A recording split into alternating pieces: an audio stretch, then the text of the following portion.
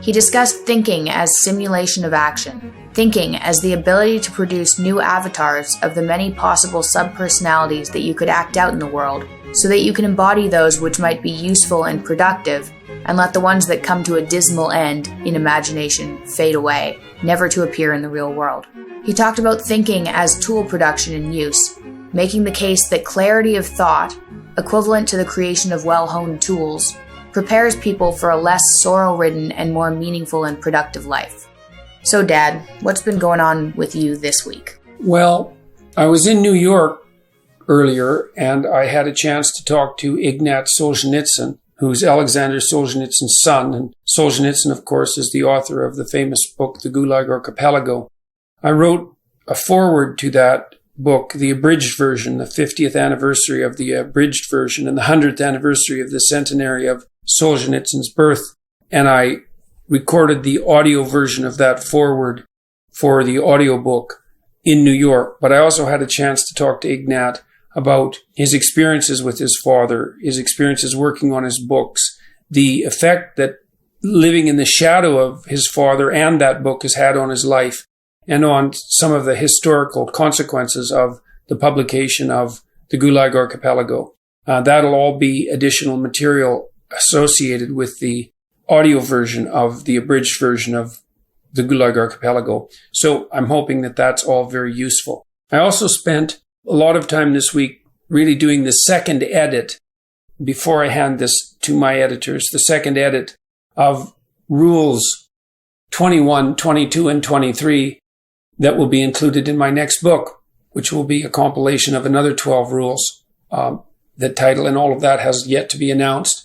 But the rules are 21, if old memories still make you cry, write them down carefully and completely. And that's a description of the necessity of keeping up with the trouble from your past. You know, if you've run into trouble in your past, that means that you took a wrong turn in some sense, even if it was someone else's fault.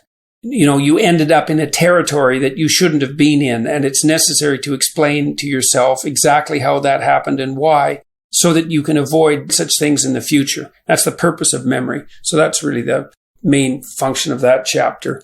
Is it true that if you've had a traumatic experience, you have to wait a certain amount of time before writing it out, or you can relive it? Yeah, well, the evidence I know of suggests that if you've had a traumatic experience, that you should wait at least 18 months. That's right, because all that might happen otherwise is that you re-traumatize yourself. So these are for older memories. So Rule 22 is plan and work diligently to maintain the romance in your relationship. It's a bit more of a tongue-in-cheek and a shorter chapter, but it describes the necessity of consciously planning and negotiating with your partner, preferably your wife or husband, although perhaps whoever you're in a long-term relationship with, so that you can maintain the romantic and sexual element of your life in a high-quality manner, so that the probability that your relationship will maintain itself and that there'll be pleasure in it and the love that you need will be heightened and maintained. And so it's a pretty practical chapter. And then 23 is be grateful in despite of your suffering. That's kind of self-explanatory, but it's an exploration of the idea that gratitude in particular and thankfulness are actually forms of courage in the face of the existential trouble that people necessarily face in life. So I also spent some time with my UK publishers discussing the impending release of the paperback version of 12 Rules for Life in the Penguin market for the international English community. That doesn't include Canada and the US. The paperback will be released earlier in the UK. We're using the theme, you have a vital role to play in the unfolding destiny of the world. What will it be? And we're hoping that the paperback will be popular among people who couldn't afford or were otherwise unwilling to purchase the hardcover book. And I like paperbacks, especially Penguin paperbacks. They have a great back catalog, wonderful back catalog. It'll be really exciting for me, I would say, to have my book added to that list. I'm going to the UK in early May to a conference, first in Oxford, and then to do a publicity tour for the paperback, including a talk at the Apollo Theatre in London. I believe there are still some tickets left for that. They can be found at jordanbpeterson.com/events if you're interested in that. I should also mention that live stream tickets for the Slavoj Žižek debate on April 19th are also available at the same site, jordanbpeterson.com/events. We thought that it was worth experimenting with the live stream to see if people would like to participate in as live a manner as possible, given electronic communication, in a debate of that sort. And so we'll see how that goes. But if you're interested in the tickets, that's where you can get them. When we return, Dad's lecture at the Civic Arts Plaza in Thousand Oaks, California. Please welcome my father, Dr. Jordan B. Peterson.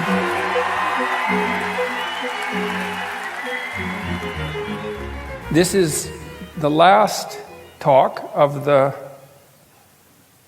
tour that I've been taking with my wife through the United States. There was some smattering of European cities in there too. We went to London and we went to Reykjavik, which was really very interesting. I would highly recommend going there, by the way. It's a very cool place. Anyways, we've gone to 35 cities since May 3rd. And this is where it ends for a couple of weeks. I'm going to London again to talk to Sam Harris in Dublin and then in London. But we get a bit of a break now. And so part of this has come to an end, and it's been really remarkable. And so I thought what I would do to begin with is just reflect a little bit on what I've learned from doing this. I've learned things from doing this because I use these opportunities to speak as an opportunity to learn. And you learn partly by talking, but more importantly, you learn by engaging in dialogue with people. And this is an extended dialogue. You might think, well, how can you have a dialogue with a passive audience? And the answer is, audiences aren't passive by any stretch of the imagination. First of all, you can see individual people in the audience, and you can see if you're communicating with them. Then you can hear the audience. If they're rustling around and coughing and making noise, then you're not where you should be, because everyone should be sitting silent and immersed in what's going on. And you can tell when you're wrestling with ideas. If you're watching people, you can see if they're on board with the ideas. And so, if it's a good talk, it's a dialogue. And every time I have the chance to talk, I try to talk about, I wouldn't say different things exactly, because it's variations on a theme, and there's only so much you can know, so you can't talk about something different every night. But I use these lectures as an opportunity to hone my thinking. And the reason that I do that is because, most fundamentally, because you should hone your thinking. And it's funny. It seems obvious. In fact, so many things I say, I think are quite obvious, but they don't seem to be obvious anymore. But I often explain why obvious things are obvious, and that's helpful to people and perhaps explaining why it's useful to hone your thinking is useful. The reason you think is so that you prepare to act. And you think out what you do before you do it. If you have any sense, that's what thinking is for. In fact, your prefrontal cortex, which is the part of your brain that mediates voluntary thought, grew out of the motor cortex over the course of evolution. And so animals act, and they're smart, so they can act intelligently, but human beings can formulate hypothetical actions before they implement them. Well, so then what's the implication of that? Well, do you want to act stupidly? That's the first question, is what happens if you act stupidly? And that's easy. A bunch of things happen. You get hurt, or you get anxious, and people around you get hurt and anxious, and you don't do things very well. And so that seems like not good, as far as sort of like the definition of not good, in fact. And so then hypothetically you could rectify that by thinking, but you'd have to think properly, so then you should hone your thinking. And so that's what I use these lectures to do, because I'm hoping that I can move out into the world with a more effective toolbox, because thoughts are tools, and you use tools to act in the world. And so this is always what I tell my students when I'm asking them to write, because I tell my undergraduate students, my graduate students as well, don't write things you don't believe. And I have lots of students now, and this is one of the catastrophes of the academy. I certainly saw this with my daughter's friends when she was going to a relatively, a very left-leaning university in Montreal. Her friends would talk to me from time to time and tell me that they had to write what the professor wanted them to write, or they wouldn't get a very good grade. And the first thing I told them was, look, even if your professor is pretty ideologically addled, and plenty of them are, then they have to be pretty damn far gone before they'll grade a decent essay badly because they don't agree with it. Now, some of them will, but most of them still have some sense that there's something to the idea of quality independent of, say, political content. So you have to have a pretty far gone professor before they're really going to play that game on you. But even more importantly, don't write what other people want to hear you say. It's like, what the hell's wrong with you? Well, they think, well, why not? Why not do that? Because after all, well, you have to get your grade, and you have, it's a practical issue. You have to get your grade. You have to get through the course. Why not offer what's required? And the answer to that is, well, you're trying to learn to think. And the reason you think is so that you can act properly. And the reason you can act properly is so that you don't suffer stupidly in your life any more than you need to. Like, you're going to suffer. There's no doubt about that. But maybe you could suffer somewhat less and somewhat less stupidly if you didn't forsake your own words. And you don't write down things you don't believe, and you don't say things that aren't yours to say. And the reason you don't do that is because it corrupts you. And then when you act out that corruption, then you generate little pools of hell around you and within you. And you don't do that. And for students to go to a university and then think that that's what the university is demanding of them is an absolute, I don't even know what the right word is. It's a sin. It's an intellectual sin. It's worse than that. It's a moral sin to entice students into falsifying their words for the purpose of grades. There's no excuse whatsoever for it. So, because the word is a sacred thing.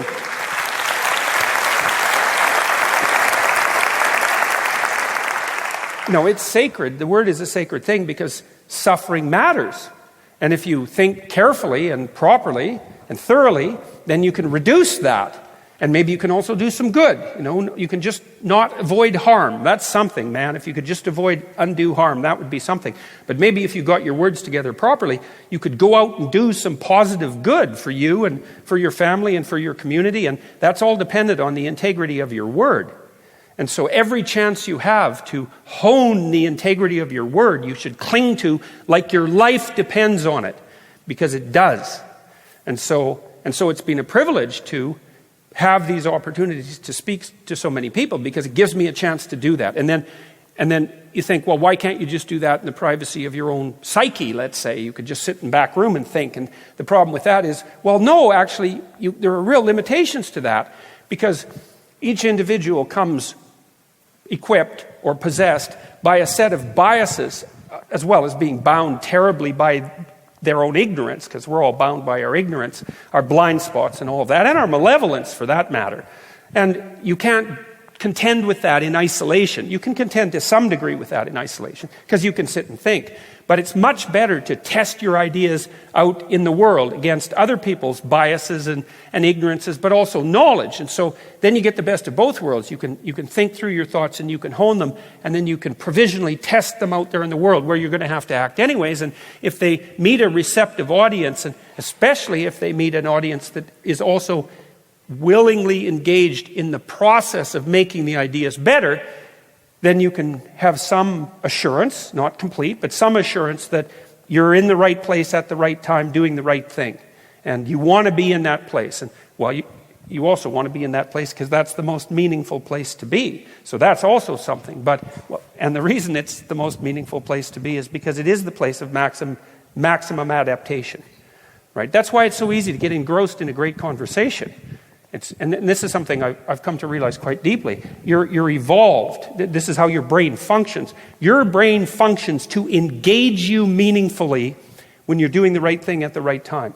And so you find a conversation particularly engaging. It's because not only are you practicing what you already know and what you have developed expertise in, so you're sort of glorying in your acquired ability, but you're also expanding that ability outward at a rate that's optimized. And that's what gives you that sense of meaning. And that's a real thing. It's the deepest instinct that you have, in some sense, manifesting itself, saying, you're doing everything you possibly can to put the structures around you into the proper musical-like balance, and that's facilitating your movement through the world. And that's something I've come to realize ever more clearly, I would say, over the last 30 years, and I certainly would think of it as one of the most important things that I've come to realize, is that sense of meaning is not only a real thing, but the most real thing. It's actually genuine, solid.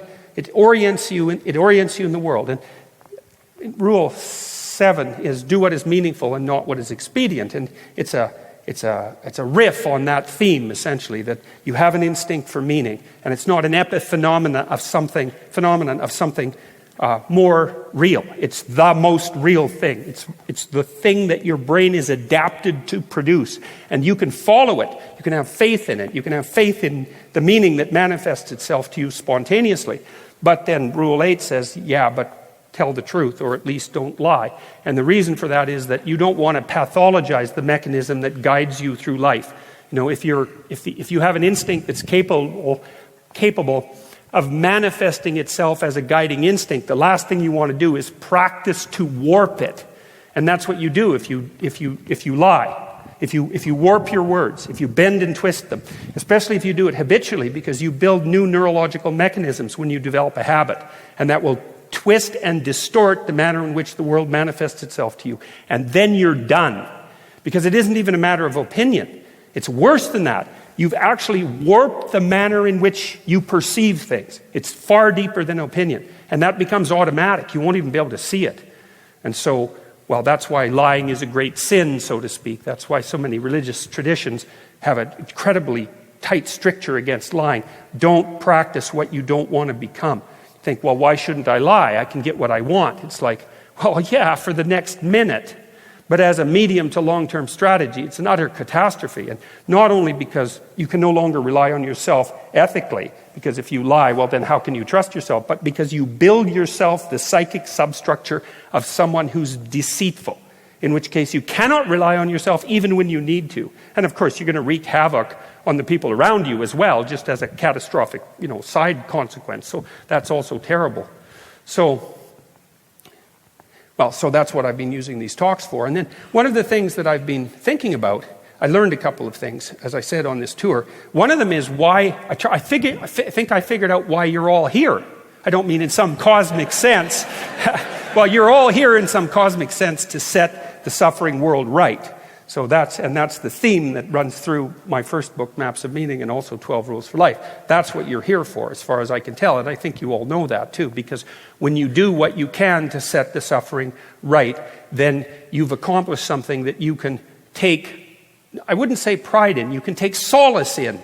That despite the conditions of your miserable existence and all of your insufficiencies, that you are still able to stumble forward with some degree of nobility and make things less terrible than they might have been. That's something, and that does, well,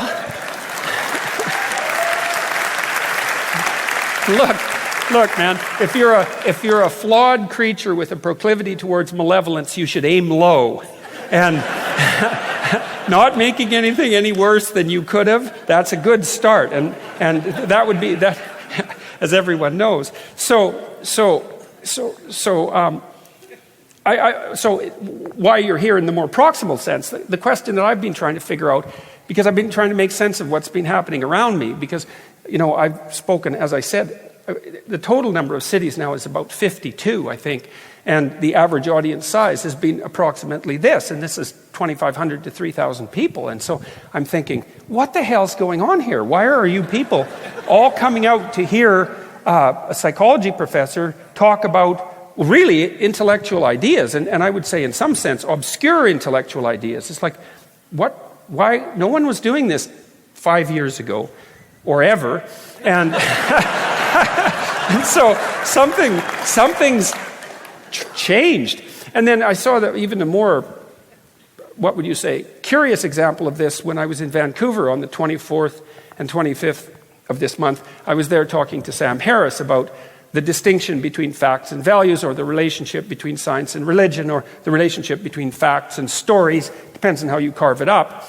And it was a pretty intense discussion, and I would say it had approximately the same level of intellectual complexity as a pretty decent PhD thesis defense in the field of psychology, when the PhD candidate is actually really capable of defending their thesis. And so it was a little different than a PhD defense, because Sam was defending his position and I was defending my position, and so there was a dual element to it, both DUAL and DUEL, and I suppose that heightened the tension to some degree. But what was so interesting, well, there were three things that were interesting. The first was that the event ever happened. I guess there was four. Just the mere fact that the event happened was really quite unfathomable.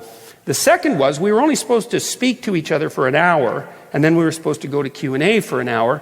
And when we got into the conversation an hour in, we were right in the thick of it, let's say, and we asked the audience if they wanted to go to Q&A or if they wanted us to continue the discussion. And the overwhelming response was continue the discussion, and we talked for 2.5 hours. And so that was night one, and then we did the same thing in night two, and I thought, wow, this is really weird. It's like there's 3,000 people out here, and they're participating in a high-level intellectual discussion focusing on the fundamental nature of morality. And it's a back and forth. There's no cheap victory at hand for either of us, because we were trying to extend our knowledge substantively. The audience was dead on board for that, and we went overtime, and it worked spectacularly well. And then it worked, as an event, I'm not commenting on necessarily the quality of the discussion, although I certainly believe that I honed my arguments as a consequence of the discussion, and I think Sam felt the same way. So that was a great success from an intellectual and, let's say, moral perspective. But I was thinking, well, what in the world's going on? Why are people coming out to these events? And I've really been thinking about that, because something strange is happening. First of all, the space for public intellectual engagement seems to be opening up. Harris is obviously capitalizing on that, so to speak, and so am I. And I've talked to about 150,000 people now, which is a lot of people. And I'd like to, maybe the narrowly egotistical part of myself, which isn't a part that I'm particularly thrilled about, and I don't think has a tremendous amount of sway over me, would like to say, well, there must be something remarkable about you.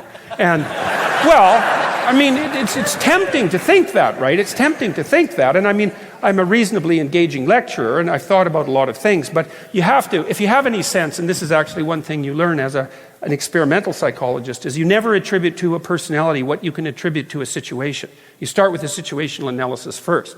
It's the proper an analytic approach. And so I say, well, I'm not going to attribute this to me, and I'm not going to attribute it to Sam, because something similar is happening to him. And there's a handful of other people, including the people on the so-called intellectual dark web, like Joe Rogan, who's pulling in. I got to tell you, well, so that's it, exactly. Rogan, so I just want to throw out some numbers here, because it's quite staggering and incomprehensible, really. The last time I saw Rogan, I asked him, so how many downloads you get in a month, Joe? Podcast downloads, because that's about 10 times the market of YouTube, eh? So there's YouTube, which is big, but there's podcasts, and that's like immense and invisible in some sense. 150 million podcast downloads a month. Right, so it's more than 1.5 billion a year. I think Joe Rogan is the most powerful interviewer who's ever lived. And he might be the most powerful interviewer who's ever lived by an order of magnitude. And so I asked him, well, what do you think about being the most powerful interviewer that ever lived? And he said, I try not to think about it. And because how do you make sense out of that? And so he has the same problem in some sense, perhaps on a larger scale than I do. It's like, well, what the hell's going on here? And so I've really been trying to think that through, because I think it's important. And here's what I've concluded. I think that we're smarter than we thought, all of us. Or at least a large proportion of us are smarter than we thought. We're smarter than our technology allowed us to understand. And so I got clued into this because Dave Rubin was interviewing Sam Harris on his show. And Sam talked about using the classic television media. And he said, look, if he goes on CNN, say, to lay out a point, and if he's a really popular guest, he'll go on John Anderson, let's say, and the network will trip over themselves to open up space for him because they want him to come on the show, and they'll grant him 6 minutes. Right, and that's an overwhelming amount of time, right? It's usually 15 seconds or 30 seconds. And so then the question is, well, how smart are you when I can only communicate with you in 30-second bites with the possibility of radical extension under extreme circumstances to 6 minutes? How smart am I going to sound, and how smart am I going to think you are when I have to carve my message into something that will pass through that narrow bandwidth? And the answer might be, well, I'm not going to think you're very smart at all, because what kind of complex message can I deliver when the best shot I ever have at it is 6 minutes? I'm going to have to make it simple enough to fit into 6 minutes. And not only to fit into 6 minutes, but to be entertaining in the way that TV has to be. I've been on the podcast shows and I've been on TV talk shows, and TV talk shows are weird. They're weird. They're way weirder than they look when you watch them, because you see, when you're sitting backstage with the people that are on the talk show, assuming there's a panel, everybody's got a lot of energy up because they're each only going to have 6 minutes distributed across the 45 minutes to sort of show that they're not pathetic losers, you know. and then the format itself turns you into something approximating an entertainer, because, well, you can't just sit there and be dull, and you can't get 30 seconds into a 10-minute explanation and then get cut off, because you just look like a bumbling moron in that situation. And so you have to become kind of facile and light and witty and with it, and that produces a degeneration in the, I mean, it's better than being boring and dull perhaps, but it produces a degeneration in the discourse. But the technology itself imposes that on the discourse. It's Marshall McLuhan, the Canadian, the famous Canadian intellectual from the 60s, said the medium is the message. And what he meant by that was, make no mistake, the technology forces a particular kind of discourse on you. And so we've had this discourse forced on us by technology, television in particular, and it's a very narrow bandwidth discourse. Well, all of a sudden that's gone. No bandwidth limitations. No access limitations either. Anyone can make a YouTube video, and you can put it up that day. And so here's what YouTube has done. The net, really, but insofar as that it's being now used for video, as the bandwidth of the net has increased. We can use video and audio. Okay, so what's happened? The bandwidth requirement is gone. Poof, Joe Rogan, 3-hour interviews, no problem. Turns out that people will follow that, so that's pretty cool. It's like it turns out you have an attention span. Who the hell knew? Right? You hear, well, millennials, they have no attention span because of computer technology. It's like, no. Turns out they have 3-hour attention span for incredibly complex political discussion. Well, about a wide variety of topics. So that's pretty interesting. And then you take the video and you think, well, you can extract audio out of that. Now you can make a podcast. It's like, oh, well, that's interesting too, because for a bunch of reasons. Here's some of them. Here's a thought. What if more people can listen than can read? Right? Not that many people can read. I mean, I know you all can read, but not really, not really. Very few people buy books, and a small fraction of the people that buy books buy complex nonfiction. So it's a small fraction of people who read enough so they will actually buy books. But maybe that's because reading at that level is actually prohibitively difficult, and it is. Like, remember, we've only been reading silently as a species. We've only been reading silently in any numbers for 500 years at the absolute outside, and really 100 years for all intents and purposes. It's new, but we've been listening forever. And it's certainly possible that we're way better at listening than we are at reading. So maybe it's the case that there's 10 times the market for listening that there is for reading. So that would be cool. And then you can listen quickly because you can speed up the listening. So that's a real cool technology and a revolution as well, because you can ramp up the rate at which you absorb information. So that's very interesting. And here's another thing that's of crucial importance, that's a technological revolution. You spend maybe an hour and a half a day doing relatively boneheaded, necessary things. Doing the dishes, going for a walk, exercising, commuting, things that are of vital importance, but they don't occupy you fully. You could do something else while you were doing them. But if you're driving, you can't read. And you can't watch a video, but you can listen to a podcast. So what does that mean? It means, hey, all of a sudden, there's 90 minutes a day in everyone's life where they could do something complex and long form. And so what's happened? Right away, everyone's doing it. So hooray for us, we're smarter than we think. And you might think, we're smarter than our technology had heretofore revealed to us. And we're hungrier for high-level discourse than we knew. And thank God for that, because we need some high-level discourse, because we've got some bad political polarization problems besetting us at the moment that need to be dealt with. But even more crucially, in some sense, things are changing really, really fast, and the rate at which they're changing is increasing. And so we're going to have to stay on top of that, and that's not an easy thing. And maybe because we can now engage in long-form, complex discourse, we have a better chance of staying on top of the technological transformations. So this has made me feel, laying this all out has made me feel a lot more optimistic. First of all, it's put what's been happening to me in a context. It's like, oh, I see. This is a side effect, in some sense, of a more profound technological revolution. And that's the video and audio on-demand revolution, which I would say is equivalent to a second Gutenberg revolution. Gutenberg invented the printing press. This is the printing press for the spoken word. And that might be, so for that's the other thing. For the first time in human history, the spoken word has as much or more reach and permanence as the written word. It's like that's an absolute revolution. And so I think this is a relatively small side effect of that revolution. And that's a relief to me because it puts it in context. And so I can think, well, I was in the right place at the right time to some degree and am capitalizing on this technology. But, you know, a huge part of this is the technology itself, in some sense, finding its voice. So that's quite cool. And then I would say, when you're trying to see if a proposition is true, one of the things you do is you look for additional, well, often counterexamples, but in this case I'm going to use additional evidence from a different domain. So think about what happened when Netflix blew the bandwidth limitations off drama.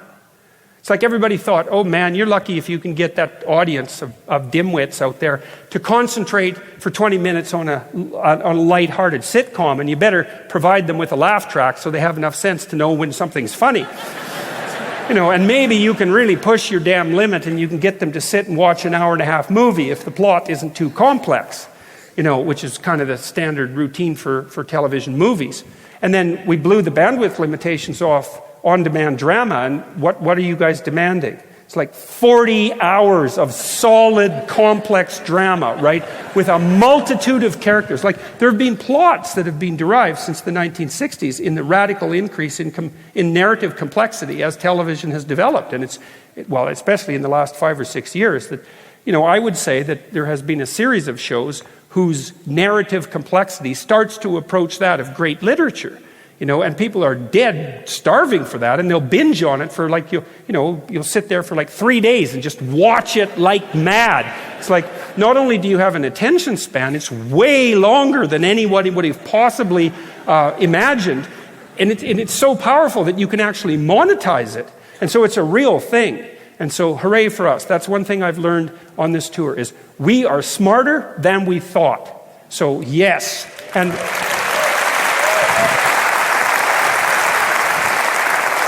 you know, and it's not just smart either, it's also wise, because the other thing that's happening, and you see this is another thing that characterizes these IDW types as far as I can tell, and Rogan again is a good example. You don't know at the beginning of one of his podcasts where he's going to go.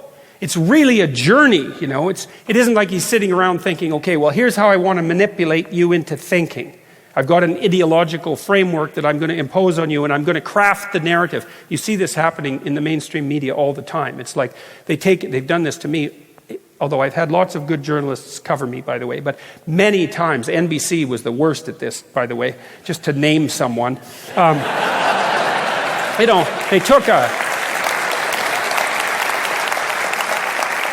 and they had some real strong contenders for worse, I'll tell you. So it was the worst of a bad bunch. They came up to my house and did a 70-minute interview with me that was quite rude and pushy.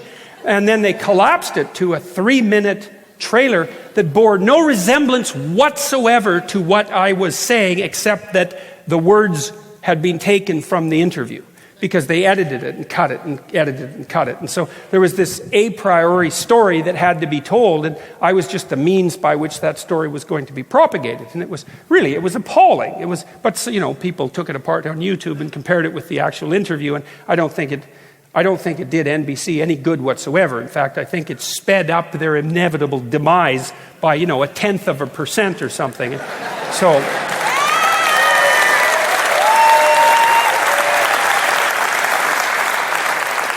But with people who are using this long form properly, they're taking you along on a journey. And to take someone along on a journey is actually the hallmark of true intellectual engagement, moral intellectual engagement. You see that with a great novelist. For example, this is why Ayn Rand is not a novelist in the same league as Dostoevsky. So I like reading her books, by the way. They really carried me along, especially when I was a teenager, and I read them after that as well. And she's got a narrative gift, there's no doubt about it, but all her good people are the same person, and all her bad people are the same person, and they're all different people. So you might be the good guy, and you might be the bad guy in an Ayn Rand novel, and you're bad and you're good. Whereas in a real novel, let's say, in a work of literature, it's like you're a mixture of bad and good. And so is everyone else. And then there isn't an ideological framework that's being validated by the story. There's an investigation of a profound moral problem, and the author doesn't know how the investigation is going to go until he's finished or she is finished writing the book. And so you see that in Dostoevsky, for example. He sets himself a moral problem like, well, what is the significance of murder? Or are there conditions under which it might be justified? That's a real question, because it's a complex question. And then Crime and Punishment, for example, is an investigation of that question. And Dostoevsky didn't know the answer before he started writing the book. And so real intellectual engagement is, you're along for the ride, man, and we don't know where we're going. And that's partly what I'm trying to do in my lectures as well. And so now the second thing that I've learned, I hope, is to have honed my arguments better. And we'll see about that, because I'm going to, now that I've introduced this, I'm going to lay out some of the condensed versions of what I've learned over the last, say, 50 lectures. So I'll walk through the 12 rules, and we'll see how that goes. And I've been trying to both make my arguments tighter and more concise, right? So sort of pack more punch per word, let's say, and for each of the rules, because there's 12 of them, and then also to see if I could tie the rules together in an overarching narrative that made them coherent as a unit. Now, I tried to do that in the book, right? Because that's why it's a book and not just a collection of essays. Each essay was designed to stand on its own, but each essay was also designed to fit into a meta-narrative that was informed by the relationship between all of the chapters. You do that when you write. When I grade students' essays, so you might think, well, where's the meaning in an essay? Well, it's in the words. It's like, well, no, wait a second. It's way more complicated than that. Well, it's in the letters, because they make up the words, and then it's in the words, and then it's in the phrases, and then it's in the way the phrases are arranged into sentences, and then it's in the way the sentences are arranged into paragraphs, and then it's in the way the paragraphs are sequenced, and then it's in the way, if it's a multi-essay book, then it's in the way the essays are sequenced in the book. The meaning is in all of those levels simultaneously, which is why translating is so difficult. Literal translation, it's like literal at what level of analysis? Literal word by word, then it's awkward as hell. Literal phrase by phrase, you lose a lot of the poetics there. Sentence by sentence, or do you take the gist of the paragraph and try to convey that? Very complicated. Just as complicated as trying to make sense out of a book. Of course, then the meaning is also in your relationship with the book, because you're going to bring an a priori framework to the book, and the meaning is actually a consequence of the framework that you believe interacting with all those levels of meaning in the book. So when I grade students' essays, generally what I do is I say, well, your essay succeeded as a whole in that I got the idea, but like the paragraph level sequencing was dreadful. You can't string sentences together coherently in a paragraph. Your phrasing is awkward and unpoetic, and you use words that you don't understand to look smarter than you are, so that which might work for people who are stupider than you, but doesn't work very well for people who can see what you're doing. And so the point is that you can do a critical analysis at all of those levels, right? And also the point is that when you write and when you speak, all of those levels of analysis simultaneously are of equal importance. And it's very hard to get that whole structure right from the word up to the gist of the entire conversation itself. I would say, here's an interesting thing. It's another thing I tell students when they're trying to write. How can you tell if you've got that right? Or even more importantly, because you'll never get it perfectly right, how can you tell if you're on the pathway to get that right? And I would say you're compelled and engaged by what you're writing. And that's another indication of the manifestation of that instinct for meaning. I told my students over and over, if your essay bores you, just imagine what it's doing to me. Right, and this is something really worth knowing, because if you're working on something, I don't really care what it is. If you're bored by it, there's a lie somewhere in there. There's a lie somewhere. Because the question is, why the hell are you doing it if you don't find it meaningful? And you might say, well, because I have to. It's like, maybe we should take a really close look at what you mean when you say to yourself, I have to. Because if you find what you're doing dull and uninteresting, then a bunch of you is not on board with it. That's the evidence. You know what that's like? If you're not engaged by what you're doing, you have to beat yourself with a stick in order to get you to do it. You have to play the tyrant in order to get you to concentrate. You say, well, I can't concentrate on this task. I can't concentrate on this essay. The value system that you've structured at all those levels of analysis that we just described isn't set up right. There's something that you're doing wrong. With my students, I would say, well, if you're bored by your essay, then you picked the wrong topic. You should pick something that's so gripping that you can barely stand writing about it, right? And then it's worth the effort. And I would say, well, that's the same thing that you should do in your life, is you should pick something that interests you so much that you can barely stand it. And that will grip you. And it's in that grip that you find the meaning of life. And this is something that I've been trying to offer to people as a hypothesis. Another thing that I've learned, in a motif that runs through Maps of Meaning and also 12 Rules for Life is a description of the fundamental realities of existence, let's say. And that isn't a theory about the materialist substrate of the world. That's a different domain as far as I'm concerned. This is a more existential idea or a more phenomenological idea. It's an analysis of life as it's experienced. What's the fundamental reality of life as experienced, or one of the fundamental realities? And the reality is the reality of suffering. That's a classic religious proclamation, right? The first noble truth of Buddhism is that life is suffering, and you see the intense suffering of life expressed in Judaism, and of course in Christianity, the central symbol of Christianity is an agonized crucifixion. And so that's putting something right in front of your face, It's an agonized crucifixion brought about by malevolence and betrayal. So it's even worse, or it's even worse than that. It's an agonized crucifixion brought about by malevolence and betrayal, perpetrated on someone who's innocent. So it's sort of like it's an archetype of tragedy and catastrophe. And it's put forward as the basic reality of life.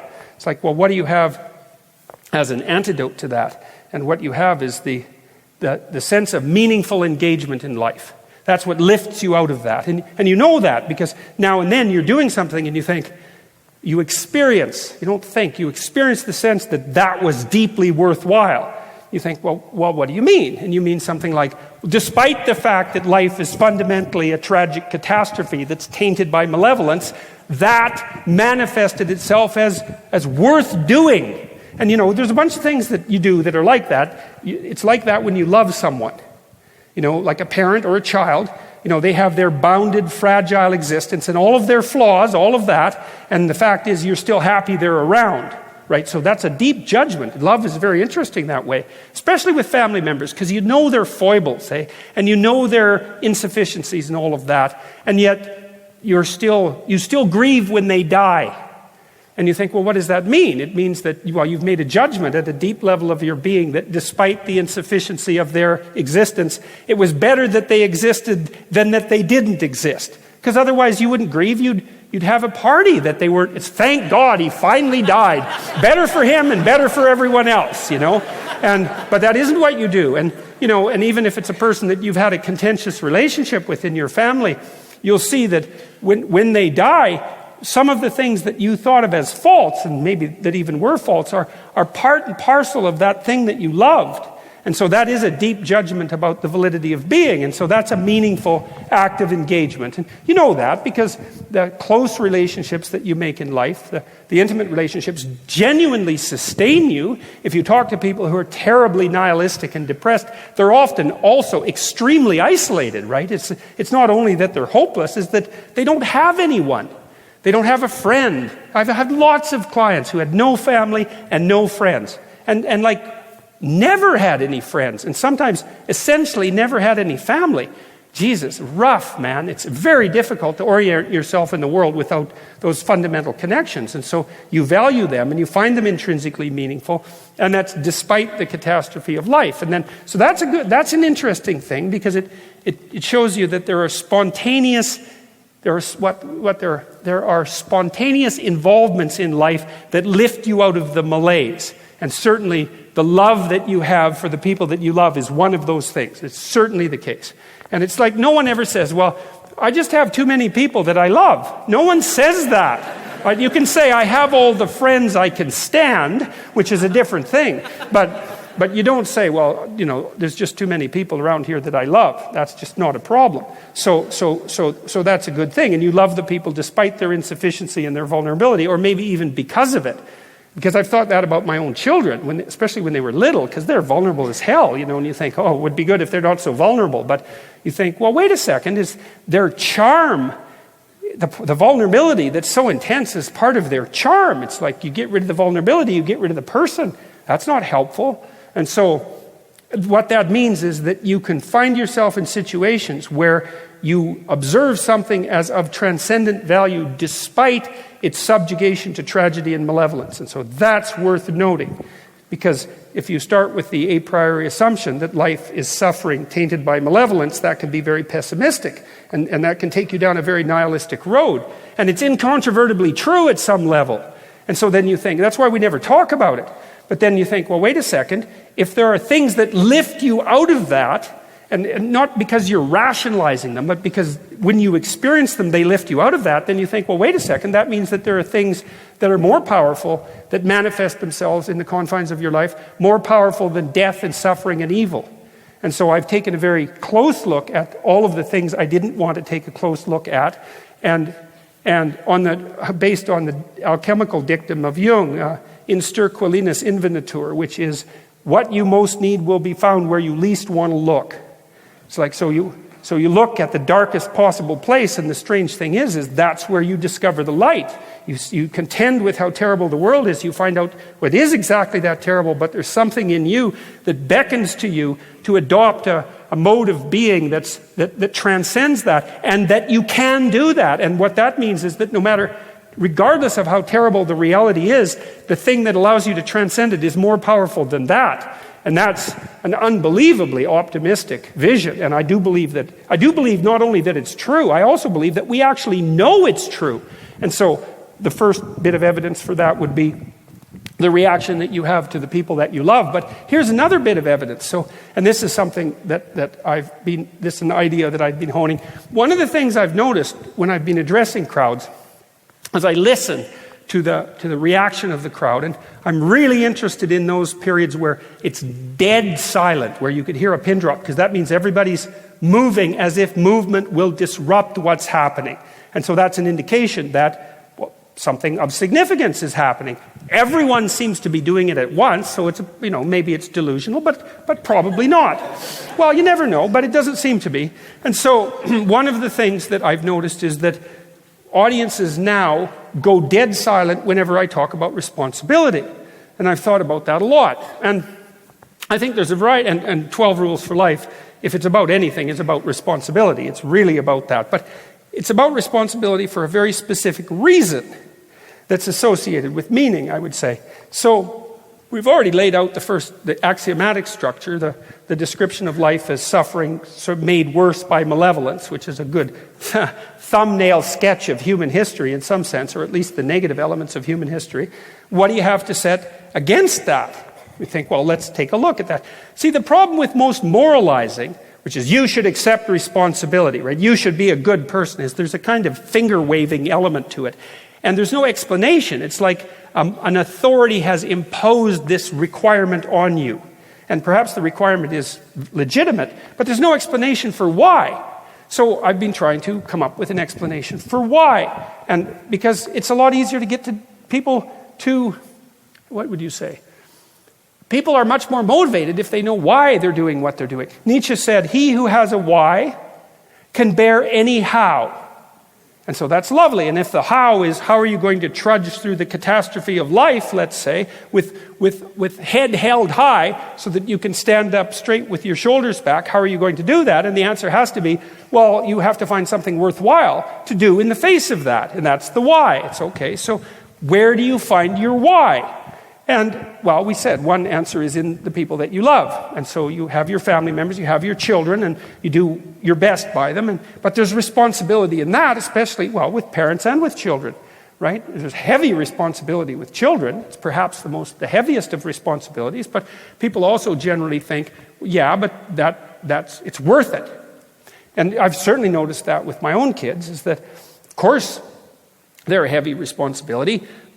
Not least because they're so fragile, not least because you can have a walloping influence on them for harm, right, which is kind of a terrifying thing, not least because it's kind of up to you to show them the proper pathway forward, like it's on you, man, no doubt about it, and children make that absolutely crystal clear like nothing else, I think. But it's also, at least can be, the most rewarding thing that you ever do. And certainly having the relationship that you have with your children is among the deepest relationships that you're going to have. And, I certainly felt that the relationship I had with my children, the quality of the relationship I had with my children, partly because of what they revealed to me as children, did more than pay me for the responsibility that I adopted in choosing to take care of them. And so that was really interesting. You think, well, here's a weird idea. What if the meaning in life that you need to help lift you out of the tragedy is to be found not in rights and impulsive freedom, let's say, which has been the damn dialogue in our culture for at least 5 generations, as far as I can tell. Maybe it's only 4, but whatever, it's many. Maybe we got that wrong. Maybe the fundamental meaning of your life is to be found in responsibility. And so that the reason that you should adopt responsibility isn't so that you can be good in some abstract, tyrannical, follow the damn rules way, but because the best pathway that you have to move forward, given the terrible burden that you have to bear, is one where you pick up that burden and bear it to the greatest degree that you possibly can. And perversely, that serves as the cure. And what's so interesting about that, many things, but one of the things that's interesting about that is, this is one of the things you do with people in psychotherapy. If they're afraid of something, you don't say, here's a safe space. You never have to encounter it. Seriously, this drives me crazy as a clinical psychologist. It's like, what are you doing, you dimwits? Because, well, we're trying to improve our students' mental health. I see. Here's your theory. You're going to act contrary to the fundamental principle of clinical psychology and psychiatry. Because the fundamental principle, there's probably 2. One is, help the person get their story straight. Okay, so that's rule number 1. That's what you're doing. That's what you're doing in a good relationship. But it's certainly what you're doing in a therapeutic relationship. What happened to you? Why did it happen? Where are you now? Where are you going? Articulated, laid out, made clear. Okay, so that's part of the psychotherapeutic relationship. The next part would be, what is it that you're afraid of that's stopping you from moving forward? It has to be both of those, because you're afraid of going to play in traffic, but that doesn't mean you should go play in traffic, right? Maybe you're afraid of public speaking, and you have to conquer that because your career ambitions require that you become a flexible and adequate public speaker. And so you got to face it. And you don't say to your client, oh, look, man, too bad you're afraid of public speaking. We don't want to upset you. Why don't you just stay in your bedroom? Because then you'll never have to talk to anyone, right? You don't say that. You say, look, no wonder you're afraid of public speaking. Everybody's afraid of it. So let's take a look. Do you have the skills? And if not, well, can we generate a strategy that would help you develop them? And then, well, let's have you practice. Maybe you can stand up in my office and deliver me a 1-minute speech. 30-second speech, 10-second speech, I don't care, on what you did yesterday. And that's quite a demand for people who are terrified of public speaking, even in safe confines, relatively speaking. Not safe in the we'll protect you from everything sense, but safe in the let's play with danger sense, which is the right sense, because that's what safety really is. Let's play with danger so we can master it, right? And so you get the person to stand up and say some things about what they did, and that's their first introduction to public speaking, and then you just extend that. It's like, well, next week you can do it for 30 seconds, and the week after that, well, why don't you come in with something you prepared for 2 minutes? And, you get the person to practice biting off a little more than they can chew, and then they get braver and braver. They don't get less afraid. That's the thing that's cool. And, well, why should you get less afraid? It's like life is dangerous. It's no bloody wonder you're terrified. It's no wonder you're afraid to speak to people, because they judge you. It's like it has real consequences. You'd be a fool if you weren't afraid. It's like, but don't let it stop you. That's the thing. Don't let it stop you. And then you see the universities, they say, well, we're going to protect students from their fear by isolating them from anything that might upset them. It's like, there isn't anything you could do to them psychologically that would be, arguably, that would be more damaging than that. If you set out to design a process that would make students worse, and what's so interesting about this is that we debate this. It's like if you took 1,000 qualified psychologists and psychiatrists and you said, does graduated exposure to what makes you afraid cure people? If they said no, all that would mean was they weren't qualified. Right. It's that fundamental. It's one of the, we've been doing psychotherapy for 100 years and studying how it works across all sorts of different approaches, right? Medical and psychological and so forth, and from all sorts of different schools of psychology. And everyone's converged on those two things. Get your story straight and expose yourself voluntarily and gradually to things that are impediments to your development that you're afraid of. That cures you. And of course, if you think about it, that's how you learn to do everything, right? So it's the learning mechanism itself here, because what you do when you learn something is you take on something that's a little more difficult than you could do before with some trepidation, and you practice it. And so that's how you get better at it. And then B, well, what do you do with your kids? You use graduated exposure. It's like, well, maybe they're afraid to stay over at a friend's house for an overnight. It's their first time away from home. Well, what do? You don't say, hey, you never have to leave home. Well, maybe you do, but maybe you shouldn't, right? Because then you end up with someone who never leaves home. And that might be good for you because you don't have to undergo the separation anxiety, which is really the problem that you've got to begin with. But it's not so good for them because you've crippled them. And purposefully so they won't leave. And that is exactly what I see happening in the university campuses. It's a manifestation of that pathological attempt to cripple the spirit of adventure that drives people out into the world. And I see that as a boneheaded reflection of the notion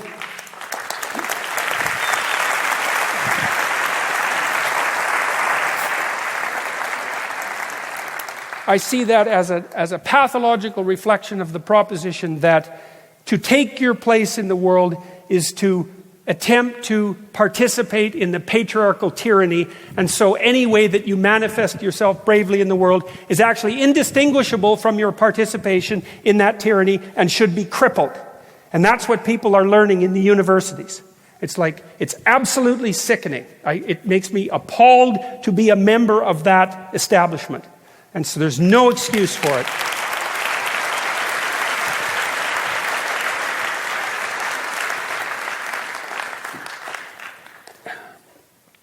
Not when the whole goal is to what? In chapter 11, I say, don't bother children when they're skateboarding. Well, why not? Well, is it dangerous? Yes. Is it dangerous and stupid? Sometimes. Well, I watch the kids outside the St. George. I have this building, perversely enough, on St. George Street, which I think is really funny. That's where I work at the University of Toronto. I think it's funny because of St. George and the Dragon. And that's, I guess, my joke, because you don't think it's very funny, but I think it's funny. Well, St. George and the Dragon is a very old story. It's the oldest story of humanity, not in that form, but it's a variant of the oldest story of humanity. And the oldest story of humanity is go out and confront the eternal enemy and the night. Go out forthrightly and confront it, and you'll gain what you need as a consequence. And that's St. George. It's the ancient story. And so there's no getting rid of that story, unless you get rid of courageous human beings themselves. And of course, we could certainly do that. But these kids used to skateboard out on the St. George steps where I worked, and it was kind of fun to watch them. They were usually guys, not always, but usually 13 to 16, something like that. And the steps were wide and shallow and cement, and not that smooth sort of cement, but the rough cement, so that if you fall on it, it doesn't just hurt, but it tears you up quite nicely. And there were these tubular handrails that would go down the steps, and they were like 25 feet long or something. And these damn kids would move from the wall, and they'd scoot forward really fastly. There's it's called board sliding. I think that's called what they were doing. They'd zoom towards the rail, and then they'd jump up on the rail, and they'd have their feet on their boards, and they'd try to slide down the damn rail on top of this cement. And it was just painful watching them, because of course they fell all the time, and they fell and it hurt. They'd limp away, and sometimes they'd do the splits on the bar, which was particularly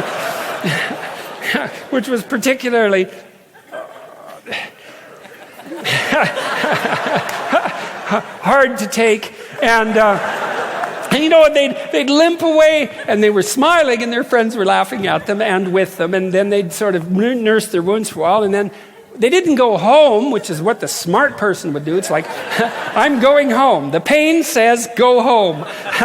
No, they'd go back and do it again, and then they do it again, and they do it again. And you think, well, okay, what's the right attitude towards that?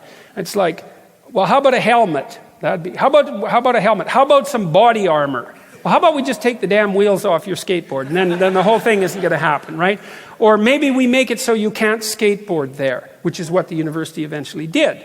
It's like, you can't skateboard here. It's like, okay, why exactly can't you skateboard here? Well, I think the reason was liability. But if you're looking for a cowardly response to something, just look for something labeled, we won't do this because of liability, and then you'll find a cowardly excuse for it. And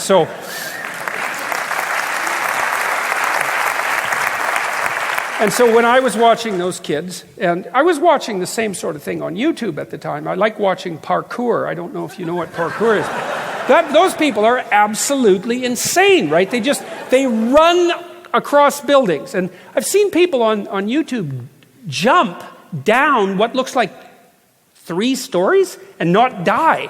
It's like, I don't know how they do it, and I'm sure many of them have died doing it, but they do this high-speed running across obstacles in cities, and it looks superhuman.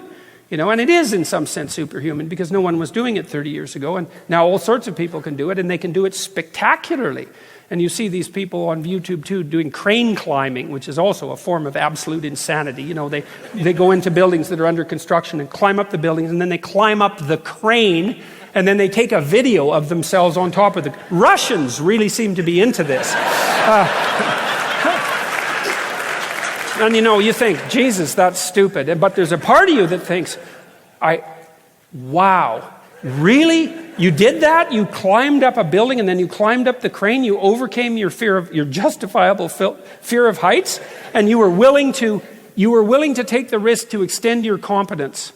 You were willing to take that great a risk to extend your competence. It's like, man, it's just magnificent. There's something about that that's absolutely magnificent.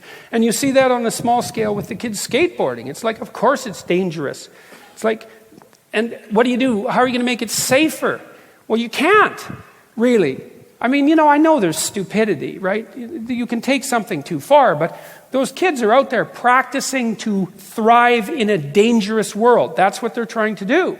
And they're trying to master their physiology, and they're trying to master their fear. The same thing you do when you go to a horror movie, in some sense. So why do people... Think about that. People go to horror movies. It's like, why do you go to a horror movie? You like to be disgusted? Because that's the splatter end of it, right? That's disgust. Or would you like to be terrified out of your skull? It's like, no, you don't. Normally you'll avoid that. So why do you go and pay The Blair Witch Project is a good example of that. That was quite frightening, or I found it so. All it was like this, or it's like an hour. It's like, oh my God, nothing happens, right?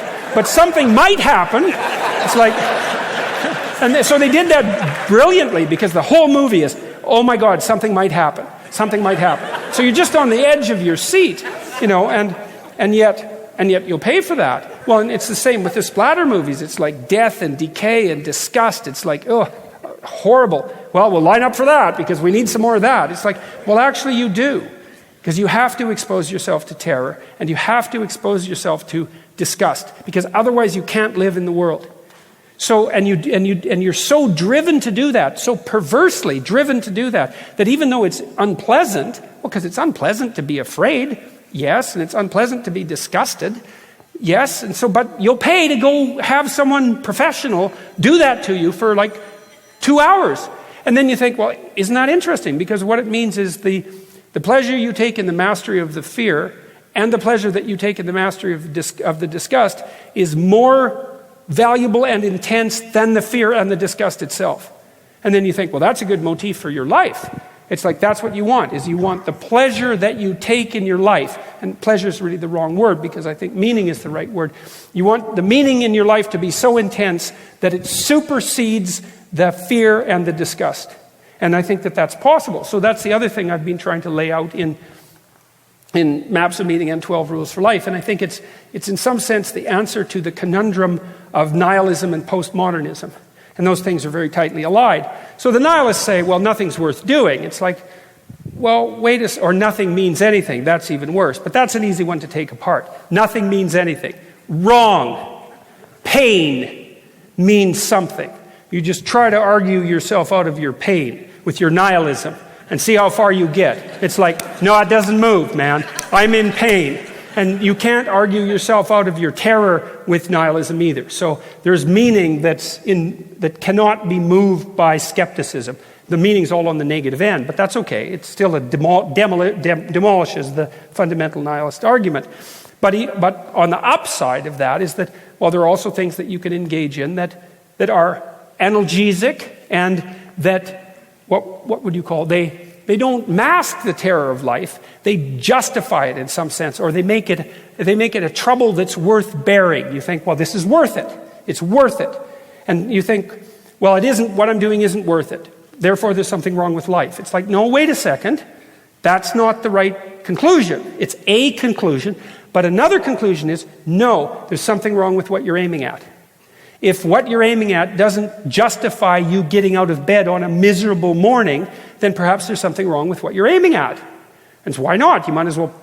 There's this famous section from a play, The Cocktail Hour, by T.S. Eliot. A woman in the play, she's talking to a psychiatrist at a cocktail party, I believe, if I remember correctly. And she says, I'm having a terrible time of it. My life is unbearable. And she outlines why. And she says, I really hope there's something wrong with me. And the psychiatrist says, why would you hope that there's something wrong with you? And she says, well, look at it this way. If I'm having a terrible time of it, and the world is at fault, then I'm done. Because what am I going to do about that? What am I going to do? Fix the world? That's not going to happen. But if there's something wrong with me, well, hypothetically, I could fix that. And so, well, I love that. I thought it was and by the way, that's what happens in the Old Testament all the time with the archaic Jews. That's always what happens to them. They get absolutely flattened by God, like constantly. Flattened. It's the whole Testament is flattening the Jews by God.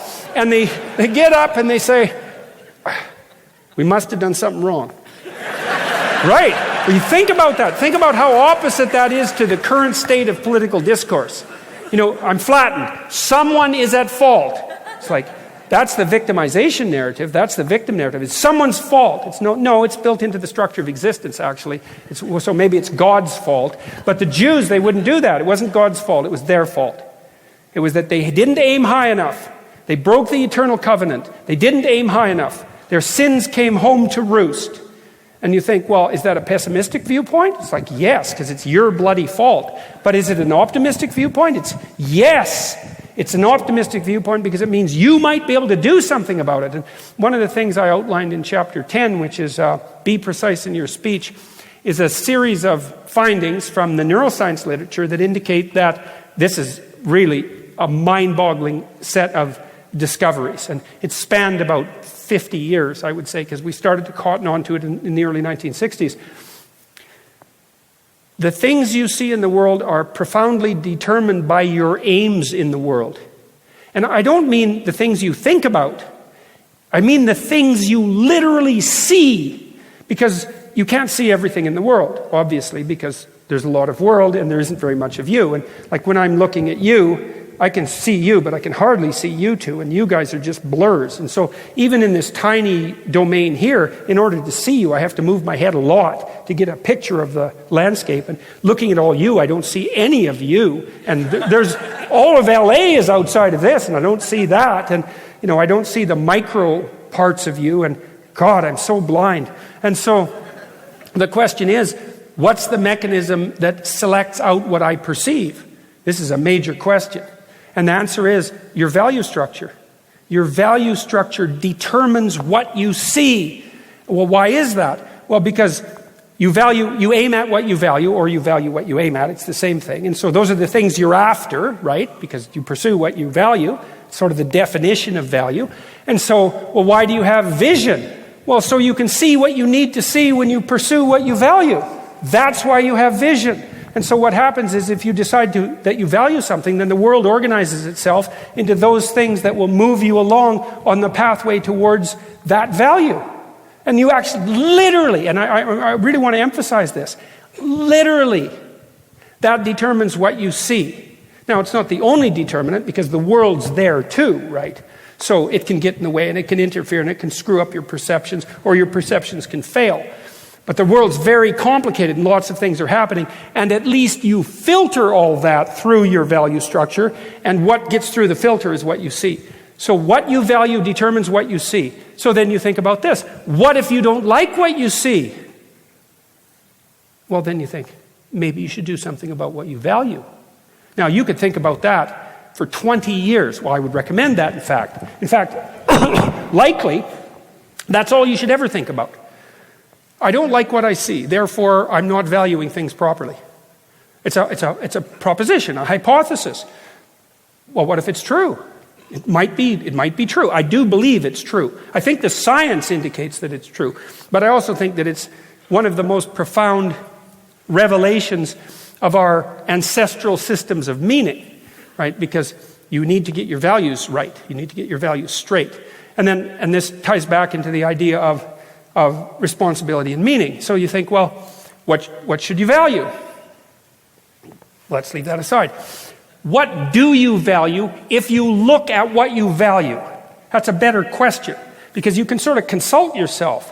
It's not like, what should I value? It's like, how does value manifest itself to me? And then you think, well, when are you engaged in something meaningful? We walked through this a little bit. When you are in a relationship with someone you love, there's one answer. When you're doing something meaningful, that's another answer. Okay, when are you doing something that's meaningful? Well, let's think about the times that you're not doing something that's meaningful. You're not doing something that's meaningful when you're wasting time on the internet. And you all know that, right? Because you should be doing something that's engaging, but you're not. You're wasting time, right? You're procrastinating.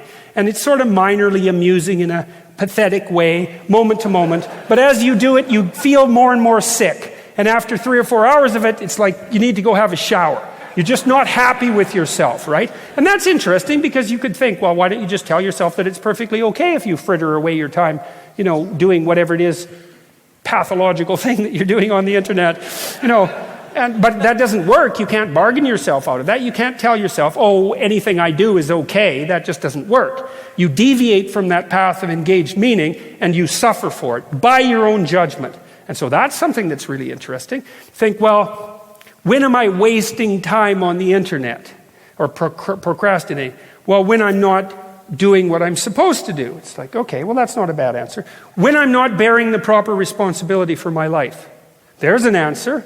It's like, how do I know when I'm playing too many video games? Well, you get that sickening feeling of time slipping by. think, well, what does it indicate? You're not on the right path. By your own judgment. I mean, other people might say to you too, like, what the hell are you doing? You're playing video games for 20 hours a day, and they'll shake their finger at you, and you can ignore that. Maybe you shouldn't, but you can. But your own internal voice of conscience, especially the one that manifests itself in that physiological discomfort, it's like, you can argue with that? Well, you can't.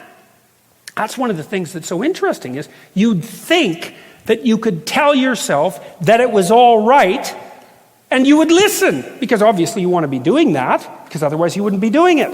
But you can't. You can't get away with it. And that's because you're violating that sense of meaning. And so then you think, well, that's when you're violating it, so you can tell that that's wrong. You say, well, what's right then? Well, what's right is whatever you're supposed to be doing. And that might be, well, maybe you should be studying.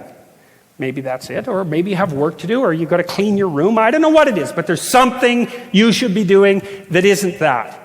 And what are all those variants of? Well, the first thing would be, well, are you taking care of yourself? That's like your first responsibility. Because if you don't do it, well, you suffer, and that's not so good, and degenerate.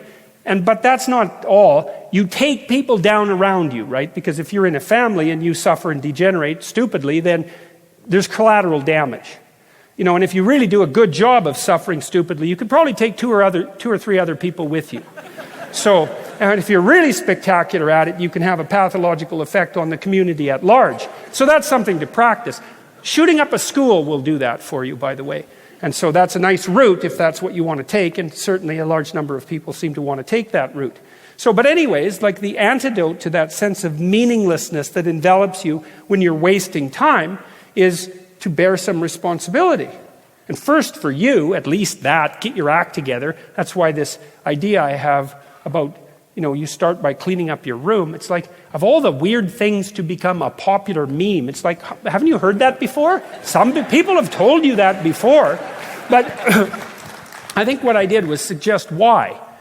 Oh, I see. That's part of being that I have under my control.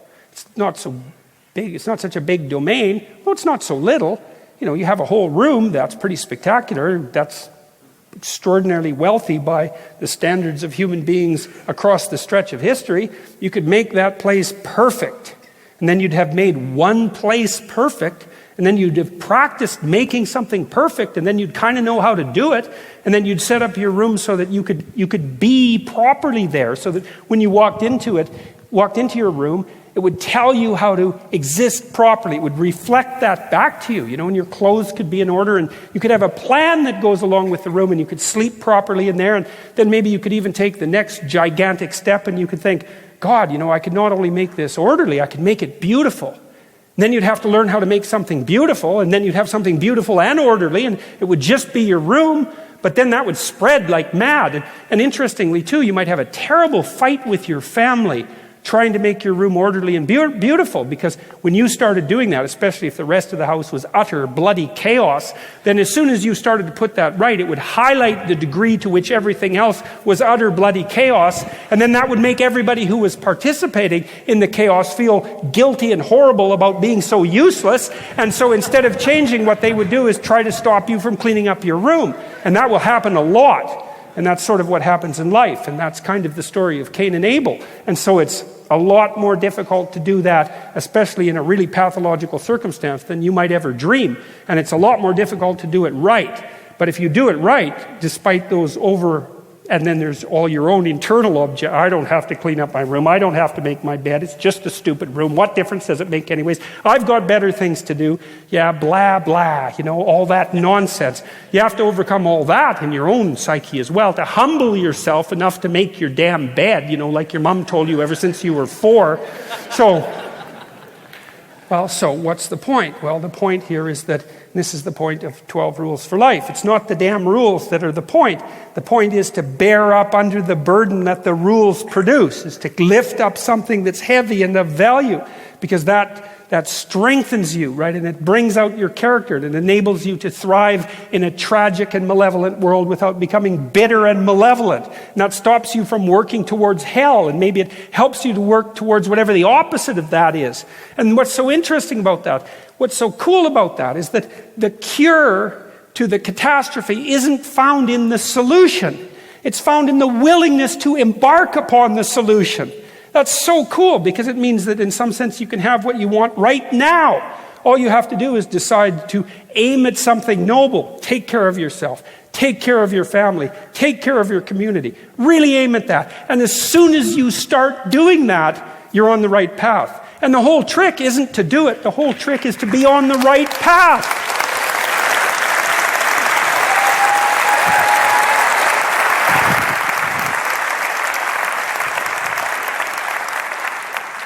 And so that's the thing. And so that's what I've learned to hone better in the last 50 lectures. Life is a tragic catastrophe tainted by malevolence. What's the cure? To be on the right path. And that's right in front of us. And so we could be on the right path. And it would mean take as much responsibility as you can possibly bear. And that will cure the catastrophe, not only psychologically, but will actually help you address the realities of suffering and malevolence. And God only knows how much of that we could address if we actually decided that's what we were going to do.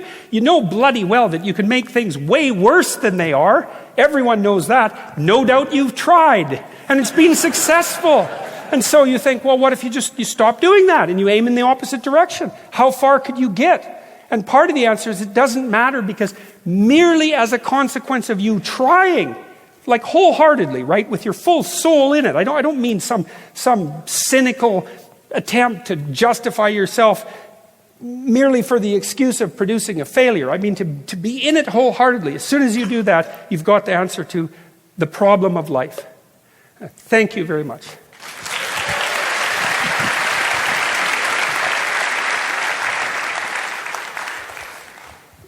So good job, man. Thank you. Yeah. Thanks for the intro. Yeah. So, all right. So my first question is, you're now done with your 25 city tour. So how does it, are you relieved? This is now the only time that anyone can ask this question of how you feel completing a 25 city tour, which is the type of tour that has never before really been done in history. Well, I'm tired. So, and I think that, well, you kind of aim for the end of something to some degree, and so I think I had calibrated in my mind how much energy I could expend over this period of time, and now that there's some ending, I'm done with that. I've expended all that energy, and it'll be really useful to go home for a little while and rest to some degree, or at least do something different, and then to engage in some different things. And the other thing too is that I'm looking forward to that, because one of the dangers of this is that it becomes routine. And one of the things I noticed in my clinical psychology practice was that, this is something that's useful to know too, it's a sort of a little joke. If you have a lot of boring conversations, that's because you're boring. Yeah, I know, it's a horrible thing to realize, It's what I've told young men too, is, are all those women rejecting you? Yes. It's not the women. It's because you're fundamentally worth being rejected. Well, that's it. It's like, so the point of that with regards to these lectures is that I want to keep them vibrant and alive. I want to keep the living spirit in them, let's say. And the way to do that is to speak on the edge, right? And you can tell when that's happening, because that engages everybody. You have to be there. You have to be present. You have to be stretching your ideas outward. You have to be doing what a novelist does, in some sense, in real time. It has to be a creative act, because otherwise it's not engaging. And with any creative act comes the spectacular risk of constant failure, which is partly what it makes it engaging, because you don't know, right? Well, if I go way out on a limb, verbally, am I going to be able to get back to the main track? And sometimes I'm not so sure. I wander off and I think, now I'm way the hell out here. Where was I going? And not being tired is a good way of getting back to the center, So I'm looking forward to the break, but it's not because I'm done with this or tired of it. It's impossible to be tired of this, because it's so insanely positive. And it's so interesting. I went to the Aspen Ideas Festival a couple of days ago, and I wasn't very happy there. I wanted to leave. And the people that invited me were hospitable and everything, but there was an undertone to it that I didn't like. But when in these venues, it's like there isn't anything about this that isn't good. Everybody's coming here to have a hard discussion. They're here to be thoroughly engaged. They're not here primarily for political reasons. They're here because they would like to aim higher, I would say. That's what it looks like to me, is that people are here because they would like to figure out how to aim higher, and they believe that's possible, and they'd like to put it into practice. And then a whole bunch of people that come have already done that. And so one of the things about this that's so incredibly engaging, the most engaging that anything can be, is that people, I'll tell you a story. I was in LA, and well, I am now too. Fancy that. I was at the Orpheum downtown, and it was the day after. And downtown LA is kind of ratty. You guys should do something about that, by the way. And there's places that you sort of wander around at your peril, and my Canadian wife and I found a couple of those places. But anyways, we were wandering around the street the next morning, and this car pulled up beside us, and this kid jumped out. He was a Latino kid, about 19 or 20 or something like that, a good-looking kid, and he hopped over, and he was all happy to see me, and he said, "Are you Dr. Peterson?" And I said, "Yes." And he said, "Oh, I'm so happy to see you. I can't believe you're here," and all of that, which is kind of an interesting thing to have happen. And he was all smiling away, and he said, "Look, I've been watching your lectures for like the last 6 months, and they've really helped me put my life together, and I've got some plans, and I'm trying to say what I believe to be true, and I'm taking responsibility, and things are way better." And so I thought, now look, that's how you want to get mugged in downtown LA, right? That's the perfect sort of mugging. And so then he was all happy about that, and then he said, "Hey, wait a minute. And so I was standing there with my wife, and he ran back to his car, and he got his father out. And so his father came over, and they had their arms around each other, and they were smiling away, and he said, "Look, I can't tell you, I put my relationship back together with my father, and it's like we're doing just great." And they were just smiling away, in that full smile that's an actual smile. And it was so absolutely perfect. And what's happening with this tour is that I just hear stories like that all the time in airports and in restaurants and after these talks. And so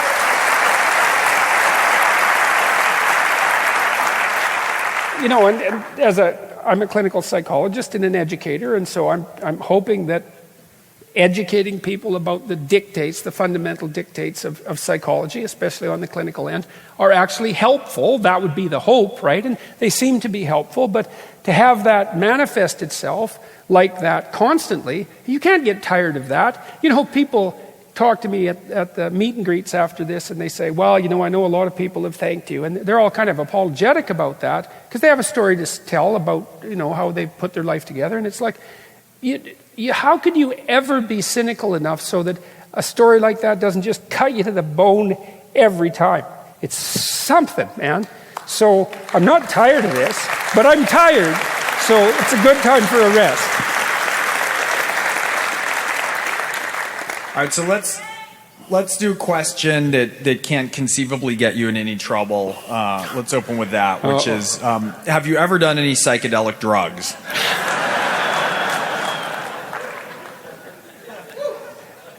Or are you right now? First, pot is legal in Canada now, and so I've actually smoked some pot, surprisingly enough. So I'm sure that's not true of any of you. And unlike many of your presidential candidates, I inhaled. Because that was like the point, eh?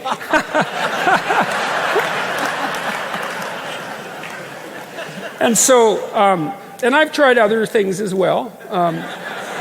Most notably psilocybin mushrooms, which I would say, if you have any sense, that you should stay the hell away from. I'm absolutely, insanely curious about them for all sorts of reasons that I can't go into, but that doesn't mean I'm recommending them because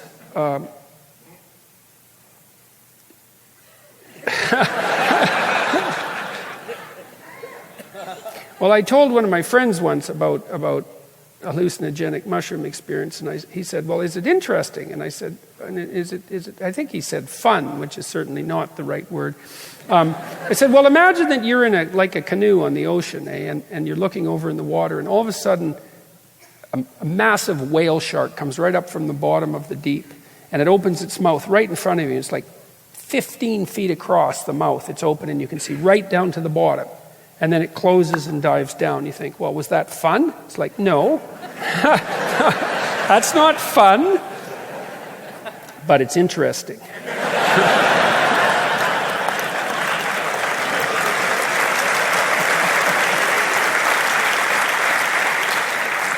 And I remember that story because I was that friend that you told. Yes. While we're just outing shit up here on stage.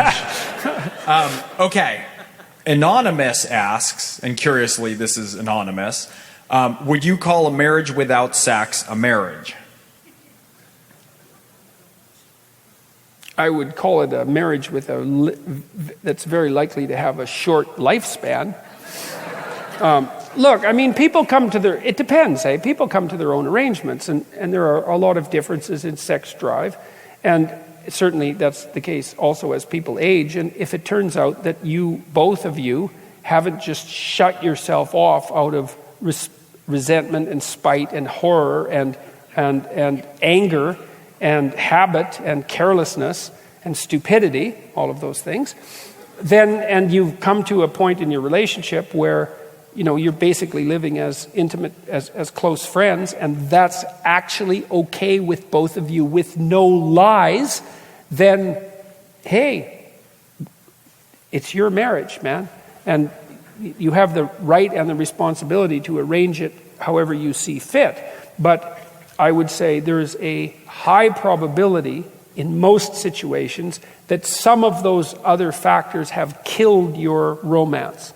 And that's not good. And you could tell that, really, because you would say, well, if you're in a relationship like that and you're resentful, then, and you can tell if you're resentful because you have fantasies of revenge, or maybe, here's another way of telling, well, that's one way, and people won't notice that. They'll deny it to themselves. A little fantasy of revenge will flash through their mind. It's like, I could have an affair, It's like, that's a fantasy of revenge.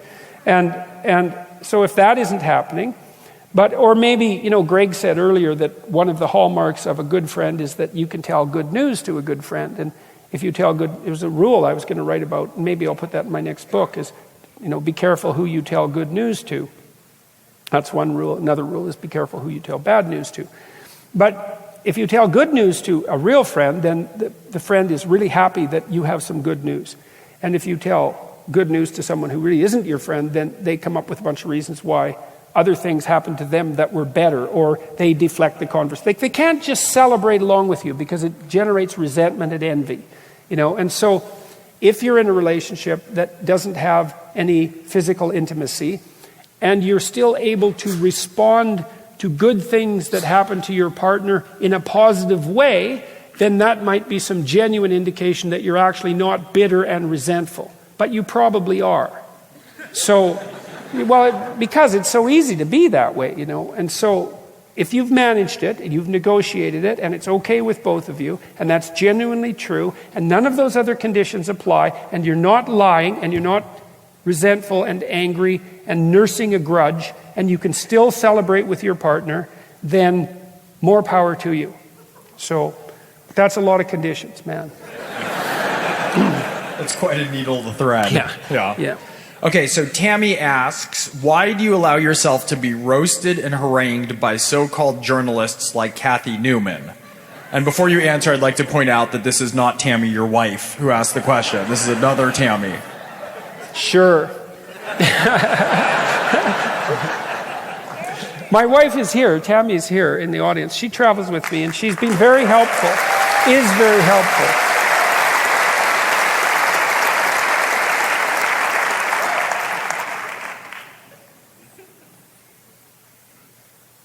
Well, first of all, you never know what's going to happen in an interview, so it's not like I can tell beforehand.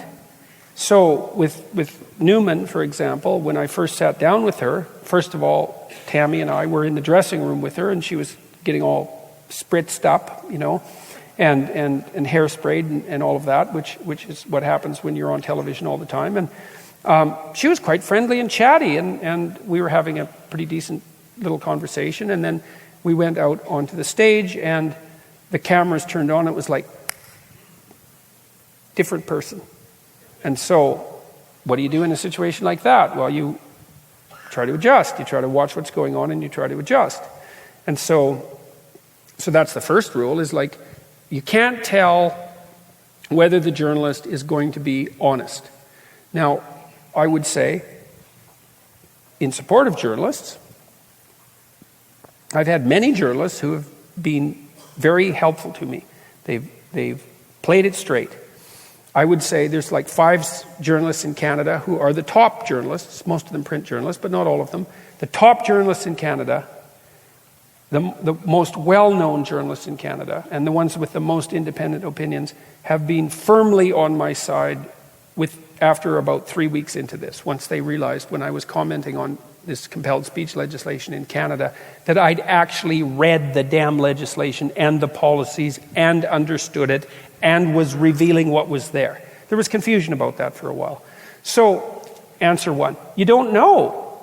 And then I've had journalists who sounded just fine when they were interviewing me and then wrote bitter pieces, and misquoted me purposefully and did all sorts of, underhanded things. But my sense generally is that, the best way to operate in life is this, when you're young and naive, you trust everyone. And you think, well, that's good. Kids are good because they trust everyone. It's like, no, they're not good. They're just naive. And it looks like goodness, but it's not. It's just naivety. And then you get burned. Or maybe you get burned a number of times. And then you get cynical. And you think, I'm a lot smarter now that I'm cynical. It's like, yeah, you're not naive. So insofar as you're cynical, that's actually a step forward, even though it's also in some sense a step down. But there's something after cynicism. And what's after cynicism is, well, I know that you're what would you say? You're a nest of serpents, just like me. And what's the best way to deal with you? An answer to that is to extend a hand in trust, knowing perfectly well there's potential for corruption and betrayal. Because to extend a hand in trust is the best antidote to that. Now, that doesn't mean it's always going to work. You're still going to get nailed from time to time by people who aren't wise enough to respond to that properly. But if you don't do that, if you cut yourself off, then you treat everyone as if they're untrustworthy and bitter and cynical. And then you can't communicate with anyone. So you have to take the risk. And then, so that's the next reason. And then the third reason is there's no evidence, there's no necessary evidence that being attacked is a bad thing. Like sometimes it is, sometimes it's a really good thing.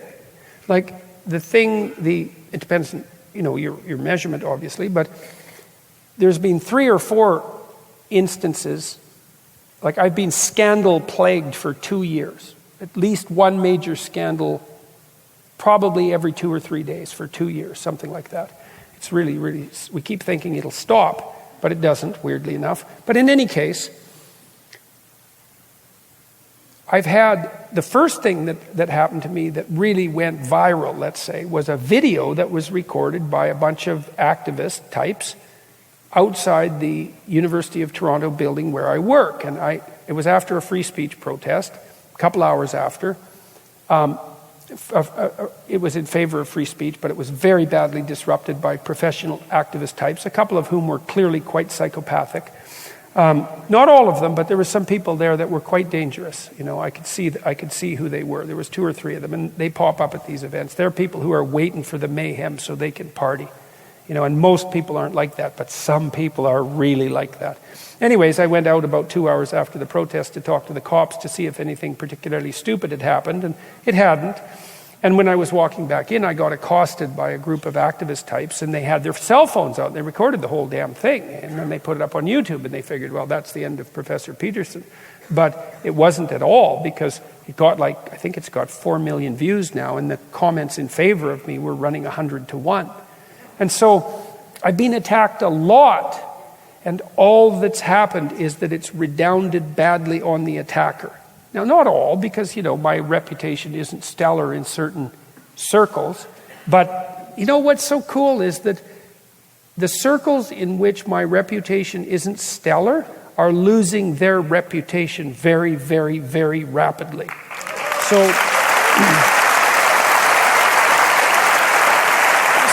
And this is another one of the advantages of free speech. It's like, well, do people get to attack you and be offensive to you? It's, well, yes, within the bounds of legal acceptability. Why is that okay? Because the motives of those who attack without cause reveal themselves in the attack. And then you think, well, are people wise enough to pick that up? And the answer is, eventually, yes. And so the fact that I'm being attacked in an unwarranted way lays bare the structure of the unwarranted attacks. And that's actually likely way better than not being attacked at all, assuming that there are, pathological things occurring. So I've been very fortunate. That's the first thing, and I know how this could go south, and I've seen it happen to other people, and so I've been very fortunate, and I don't take that for granted. But if you're in the fray, you're in the fray, and you can't whine about the consequences. And I especially can't, because the consequences have been overwhelmingly positive, even though there's always been a price, there's a price to pay along the way. So you can't have the good. It's funny, because I talk to my publishers sometimes, and they're kind of concerned about me being so controversial. And I think, okay, this is what you want. You want a risk-free bestseller with no controversy. Right, it's like, well, good luck with that. It's like, that's not happening. So it's okay. So far, it's okay.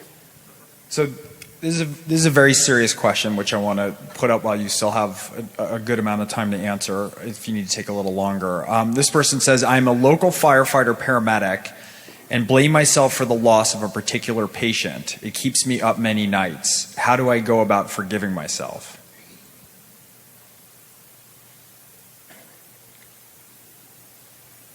Well, if I was seeing you, I would get you to tell me exactly what happened. So we could go through it, and we would see if you made any mistakes that need to be rectified. Because what you really want to learn from what happened, let's assume you did make a mistake. We'll do it both ways. We'll assume you made a mistake, and then we'll assume you didn't make a mistake and you're just torturing yourself. So, because that sort of spans the realm of possibility. If you did make a mistake, well, you have to figure out what the mistake was.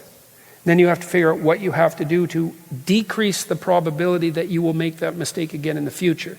That's to atone. So let's say you made a mistake, you have to atone for it. How do you atone for it? By not propagating the mistake into the future. How much should you beat yourself up for it? Enough so that you learn. Should you beat yourself up any more than that? No, because it's just counterproductive. Like, hypothetically, you're useful. You're a paramedic. You're a firefighter. It's like, well, good for you, man. That's like, hooray for you. You've got a useful function in the world and a necessary function. You don't want to beat yourself to death any more than necessary to learn, because you're valuable. And that's like a rule of thumb for dealing with yourself, period. It's like, how much should you suffer for your stupidity? Enough to learn so that you don't repeat it. No more than that. Minimal necessary force. It's the same thing you do with your kids. How much should you punish your child for a transgression?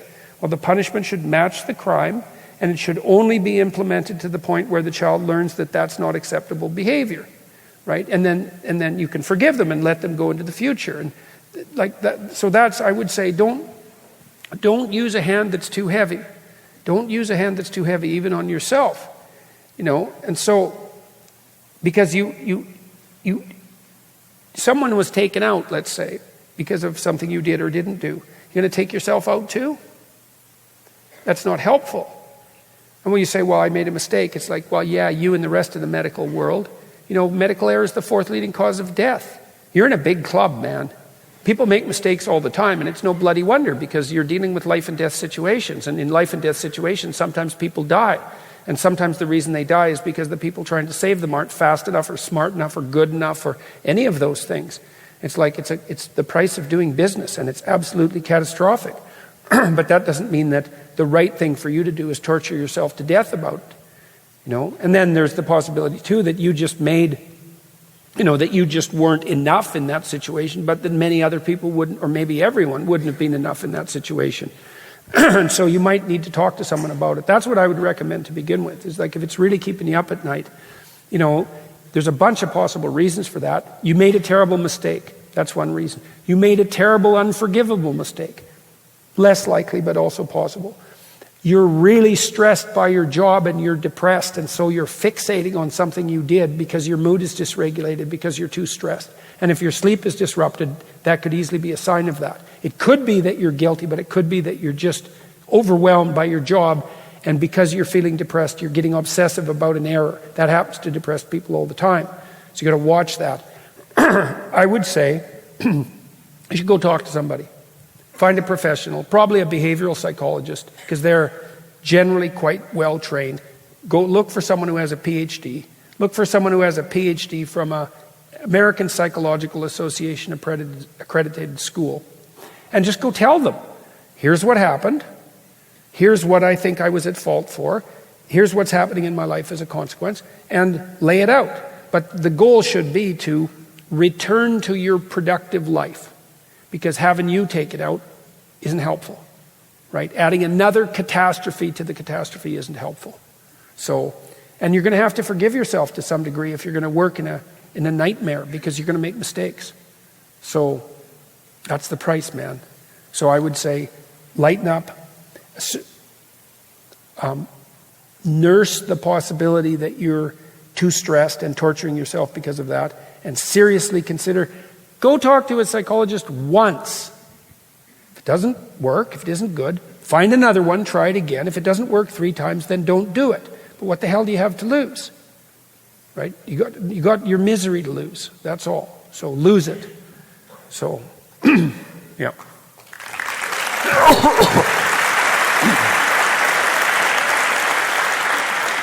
So Peter of Calabasas inquires, do you have groupies?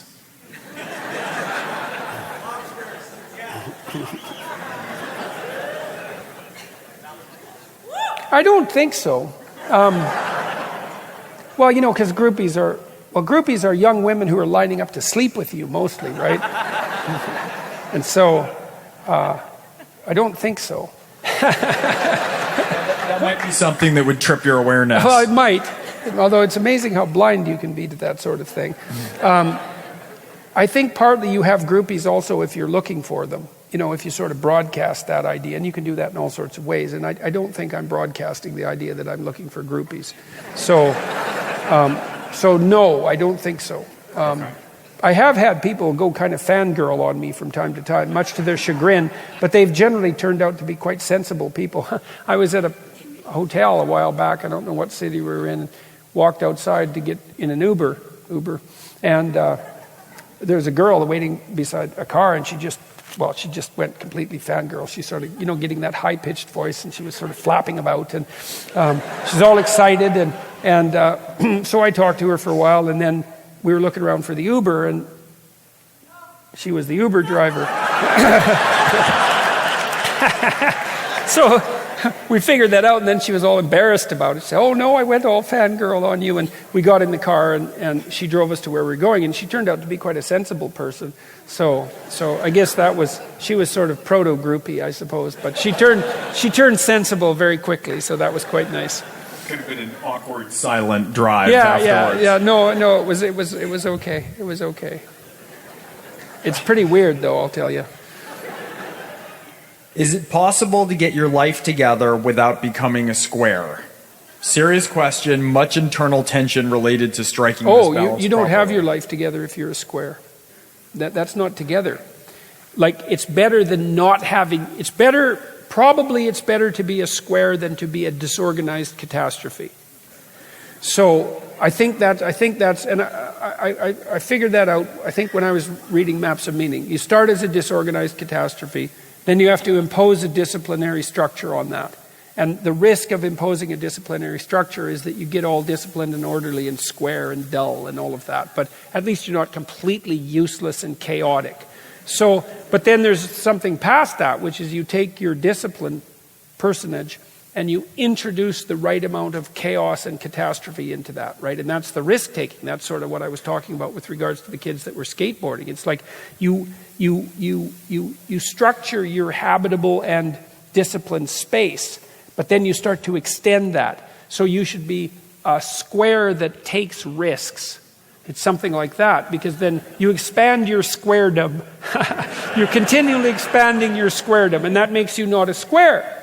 So that's the thing. That's why you have to be on the line between chaos and order, right? And not in chaos, that's no good. And not in order, that's no good either. You want to be in order with a foot in chaos.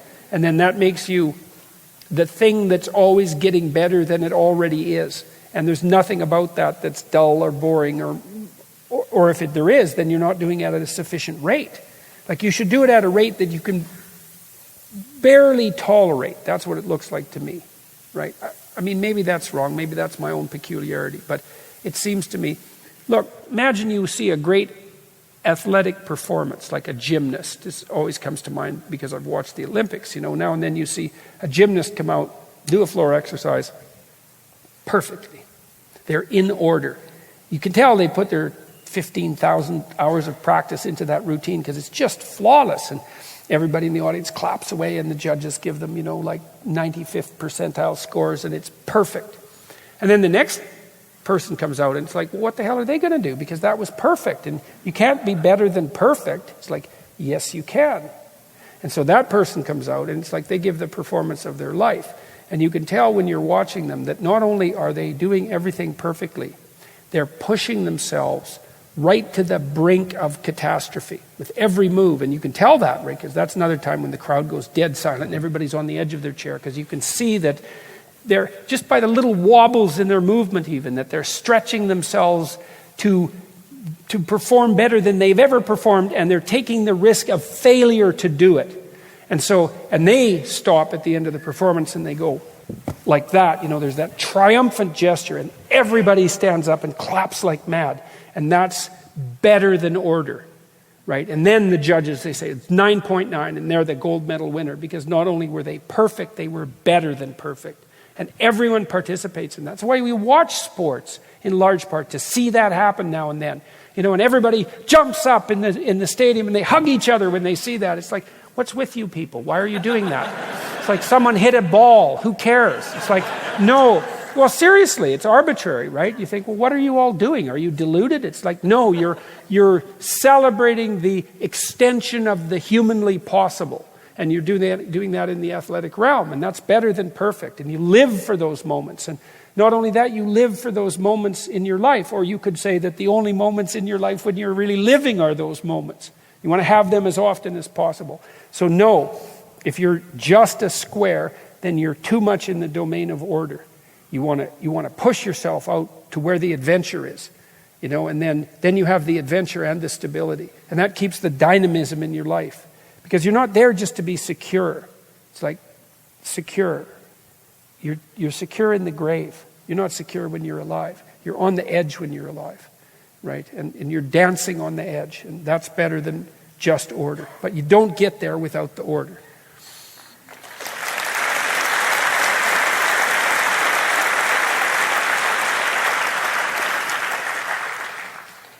You talk a great deal about Jung's shadow and the importance of integrating these aspects into everyday being. How do you know when you're done? Other people tell you when you're done. You're not done.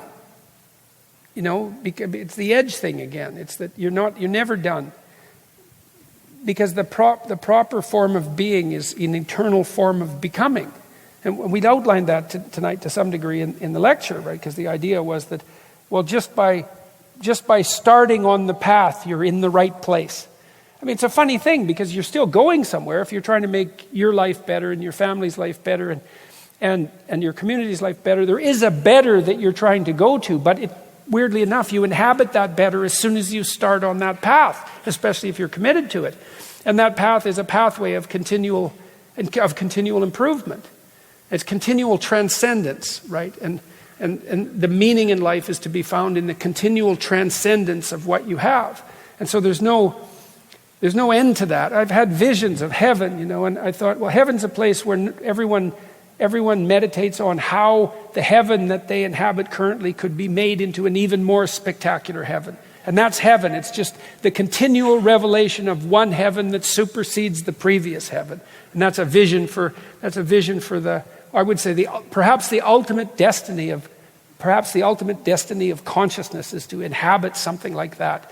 But you start that in your own life. It's like, well, it's good, it's great. See if you can make it a little better. And not in a greedy way. It's the adventure of your life to see if you can do that. And then if it's a little better, you want to make it a little better. And then you want to make it a little better. And, in a deep way, in a way that because to make something better is to struggle with the depths of things. And then the shadow integration, it's like, well, what's that about? It's, well, you have to be tough to do this.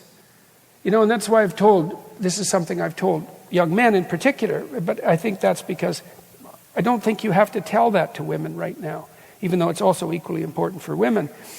Men are being told consistently that their competence and their ability is the major contributor, so to speak, to the tyrannical patriarchy, and so the best in them is associated with the worst. It's like, that's just wrong. It's like, it's bitterly and horribly wrong, and it's terrible for everyone to believe that. It's terrible for men, and it's terrible for women as well. Unless what you want from your men is absolute emasculation and pathetic uselessness, which will only manifest itself in rage and catastrophe. That's the outcome for that. So I say, well, you think strong men are dangerous. You wait till you see what weak men can do. So you want...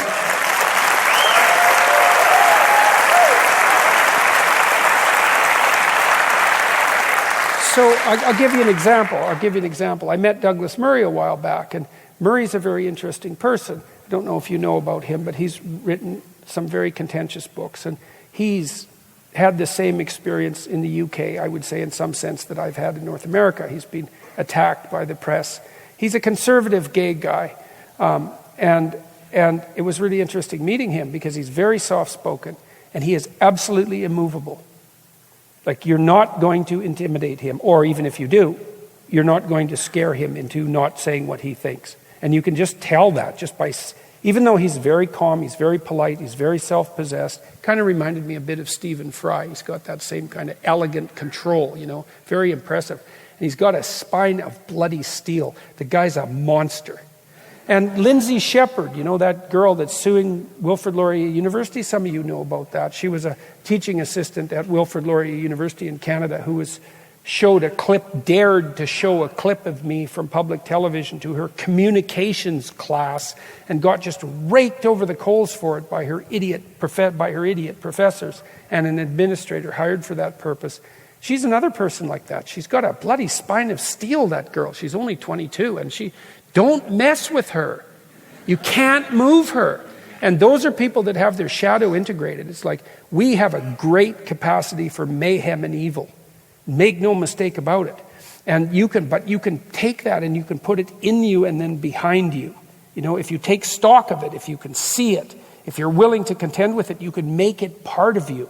And then it becomes something that makes you immovable in the pursuit of good. And it's not because you're naive and weak. It's not that at all. It's because you are an absolute bloody monster, but you're oriented in the right direction. And that's the incorporation of the shadow. And that's to get the anger, the aggression working for you, to get the fear working for you, to get the sexual attractiveness and charisma working for you, all lined up behind your aims. That's an integrated character. And this isn't abstract philosophical musing. Quite the contrary. One of the things that you do in psychotherapy very, very frequently, so there's get your story straight, there's face what you fear, but there's something else too, which is integrate your anger well enough so that you can say what you have to say. And so think about it this way. Imagine that you're conflict avoidant. You're not assertive enough. You're conflict avoidant. How can you tell? You're resentful. Right? And so here's two reasons why you're resentful. There's only two. One is you're immature and pathetic and you should get your act together. That's reason number one. Another is you're being oppressed. You're being bullied. And you have something to say and you're not saying it. Those are the two reasons. Now, you should start with the first one because you're a mass of contradictions and you're not everything you could be. So maybe you're just whiny and resentful. So how do you figure that out? Talk to some people and say, look, here's the situation. This is what's happening at work. This is the person I think that is mistreating me, whatever. Here's my list of grievances. Is it me? Or is something not good here? And maybe the person will say, well, here's some of it that's you. But look, it really looks like this is not a good situation. You have something to say. It's like, okay, you have something to say. It's going to make you resentful and bitter not to say it. And if you don't say it, you're going to stay oppressed and unhappy, victimized. So you're going to have to learn to say it. How are you going to have to learn? You're going to have to get that aggression that's manifesting itself in the resentment and all the fantasies of revenge that go along with that. You're going to have to integrate that, and you're going to have to start to use it to your strategic advantage. And that's assertiveness training. It's like the third most popular thing that psychologists do. It's like, okay, you've got something to say. We're going to help you figure out how to put your damn case forward. And that means you're not going to lose when it happens. It means that you're going to have a strategy, you're going to have 5 reasons to do what you're doing, and you're going to have thought through exactly what you're going to do if each of those reasons fail. And you're not going to lose. And so what that is that, see, when you raise a child and you do that properly, you don't raise a child who isn't aggressive. All you've got then is a scared, overgrown infant. What you do when you raise a child properly is you raise someone who has integrated their aggression into their character. So, for example, maybe they're playing on a sports team. You want no aggression on the sports team. It's like, of course you don't want that. It's like, think about it. What you want is the kid to be aggressive and master it. Play by the rules, right? Play in an ethical manner, to be a good sport, to help develop the rest of the team, to know that winning the series of games is more important than winning any singular game, but to play the game with his or her whole heart. Well, the aggression is integrated, not suppressed or inhibited. It's integrated.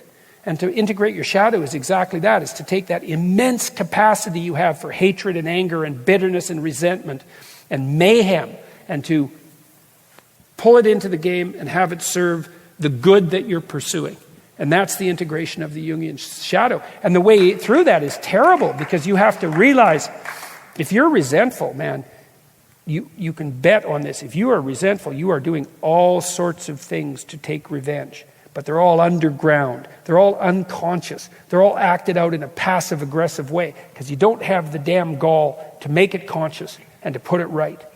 And so you integrate that. And it's horrible, because you have to look at your own capacity for anger.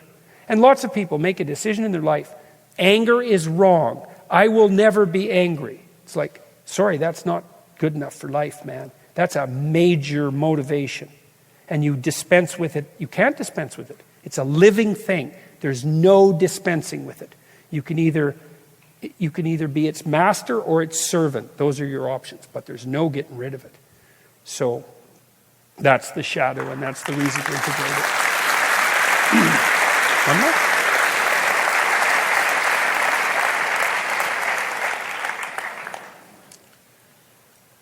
How do you reconcile with family members that have untreated mental illnesses? Oh, well, sometimes you can't. Sometimes you can't. The thing about illnesses is sometimes sometimes they're fatal, right? People die. And sometimes they're catastrophic. Like if you have a family member who's a paranoid schizophrenic and they're untreated, generally pharmacologically, it's just going to be absolute hell for you. And you can do your best. You can try to help the person out. You can open up your heart and your house to them, but you've got a hell of a problem on your hands, and there isn't any reason whatsoever to assume that you'll be able to do it without being part and parcel of the catastrophe. It's just brutal. So, and then I would say, and this also makes the commentary in some sense, I wouldn't say useless, but the devil's in the details. Each person's mental illness is quite the idiosyncratic catastrophe, and how you're going to deal with that in your family is going to be something that's very difficult to think through. I would say that's another situation where you might want some professional help to go talk to someone and to strategize, because sometimes one of the problems with having a family member who's really mentally ill is that you can't tell where their mental illness stops and your insanity begins. It gets really confusing. And so sometimes you need someone from the outside who's seen a lot of that, who can tell you, oh, yeah, it's no wonder you're completely overwhelmed by that. That's completely overwhelming. No one could deal with that. And to help you put proper boundaries around it so that you don't get... There's this old rule, if you're a lifeguard, you know, when someone's drowning and they're panicking, you swim up to them like this, right? And you basically tell them, calm down or I'm not going to rescue you. And the reason you do that is because you get close and they grab you around the neck and then you both die.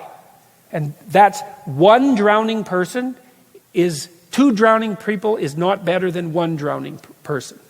And that's a rule of thumb that you have to use too when you're trying to deal with a family member who's enveloped in that kind of catastrophe. It's like you going down for the count with them is not helpful. That's why you put an oxygen mask on first if you're an adult in an airplane before you put it on your child. And so you might need to talk to someone and say, well, you know, here's what we can offer without the catastrophe spreading. And sometimes that's just not enough to...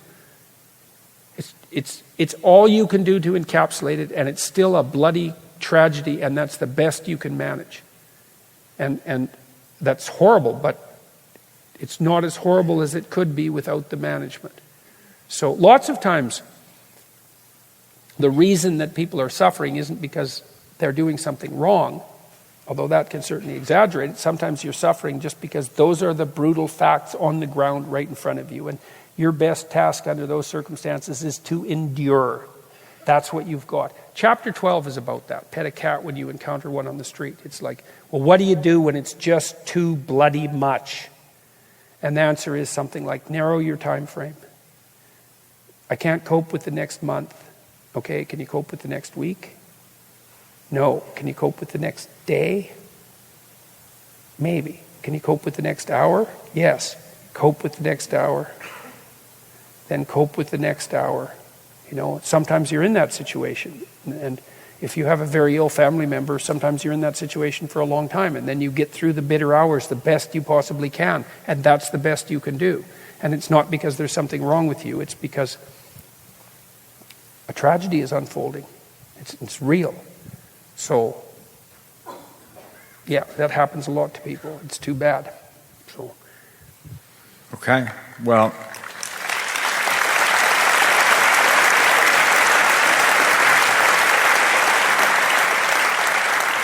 I want to be the first to congratulate you upon finishing your tour of 25 cities. Let's have another continued round of applause for the send-off for Dr. Jordan Peterson.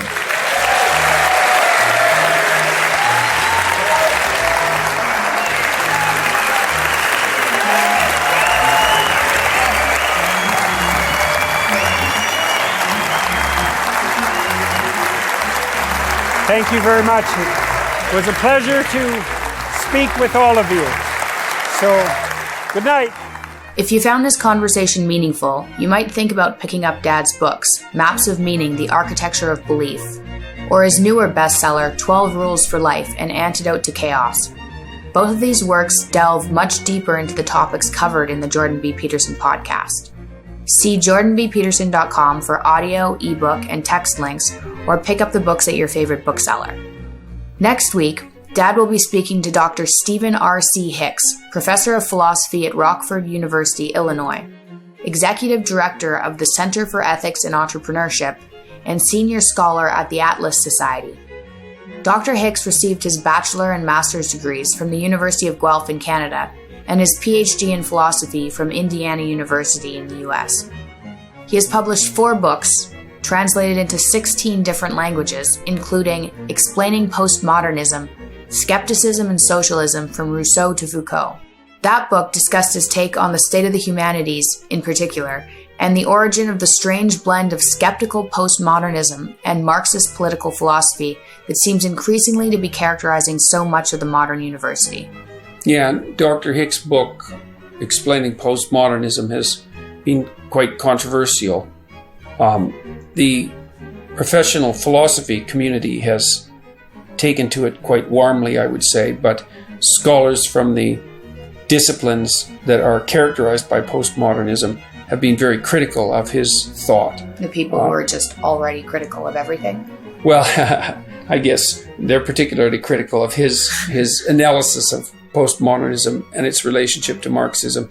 Anyways, we discussed the current state of the universities and also the effect on his personal life of having written this book and his plans for the future. And I think the discussion was very interesting, and I hope people will find it extraordinarily worthwhile. So we hope to see you all, so to speak, next week. Thanks very much.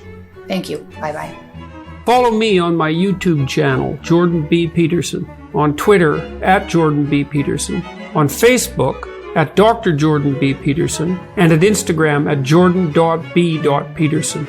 Details on this show, access to my blog, information about my tour dates and other events, and my list of recommended books can be found on my website, jordanbpeterson.com. My online writing programs, designed to help people straighten out their pasts, understand themselves in the present, and develop a sophisticated vision and strategy for the future, can be found at selfauthoring.com. That's selfauthoring.com.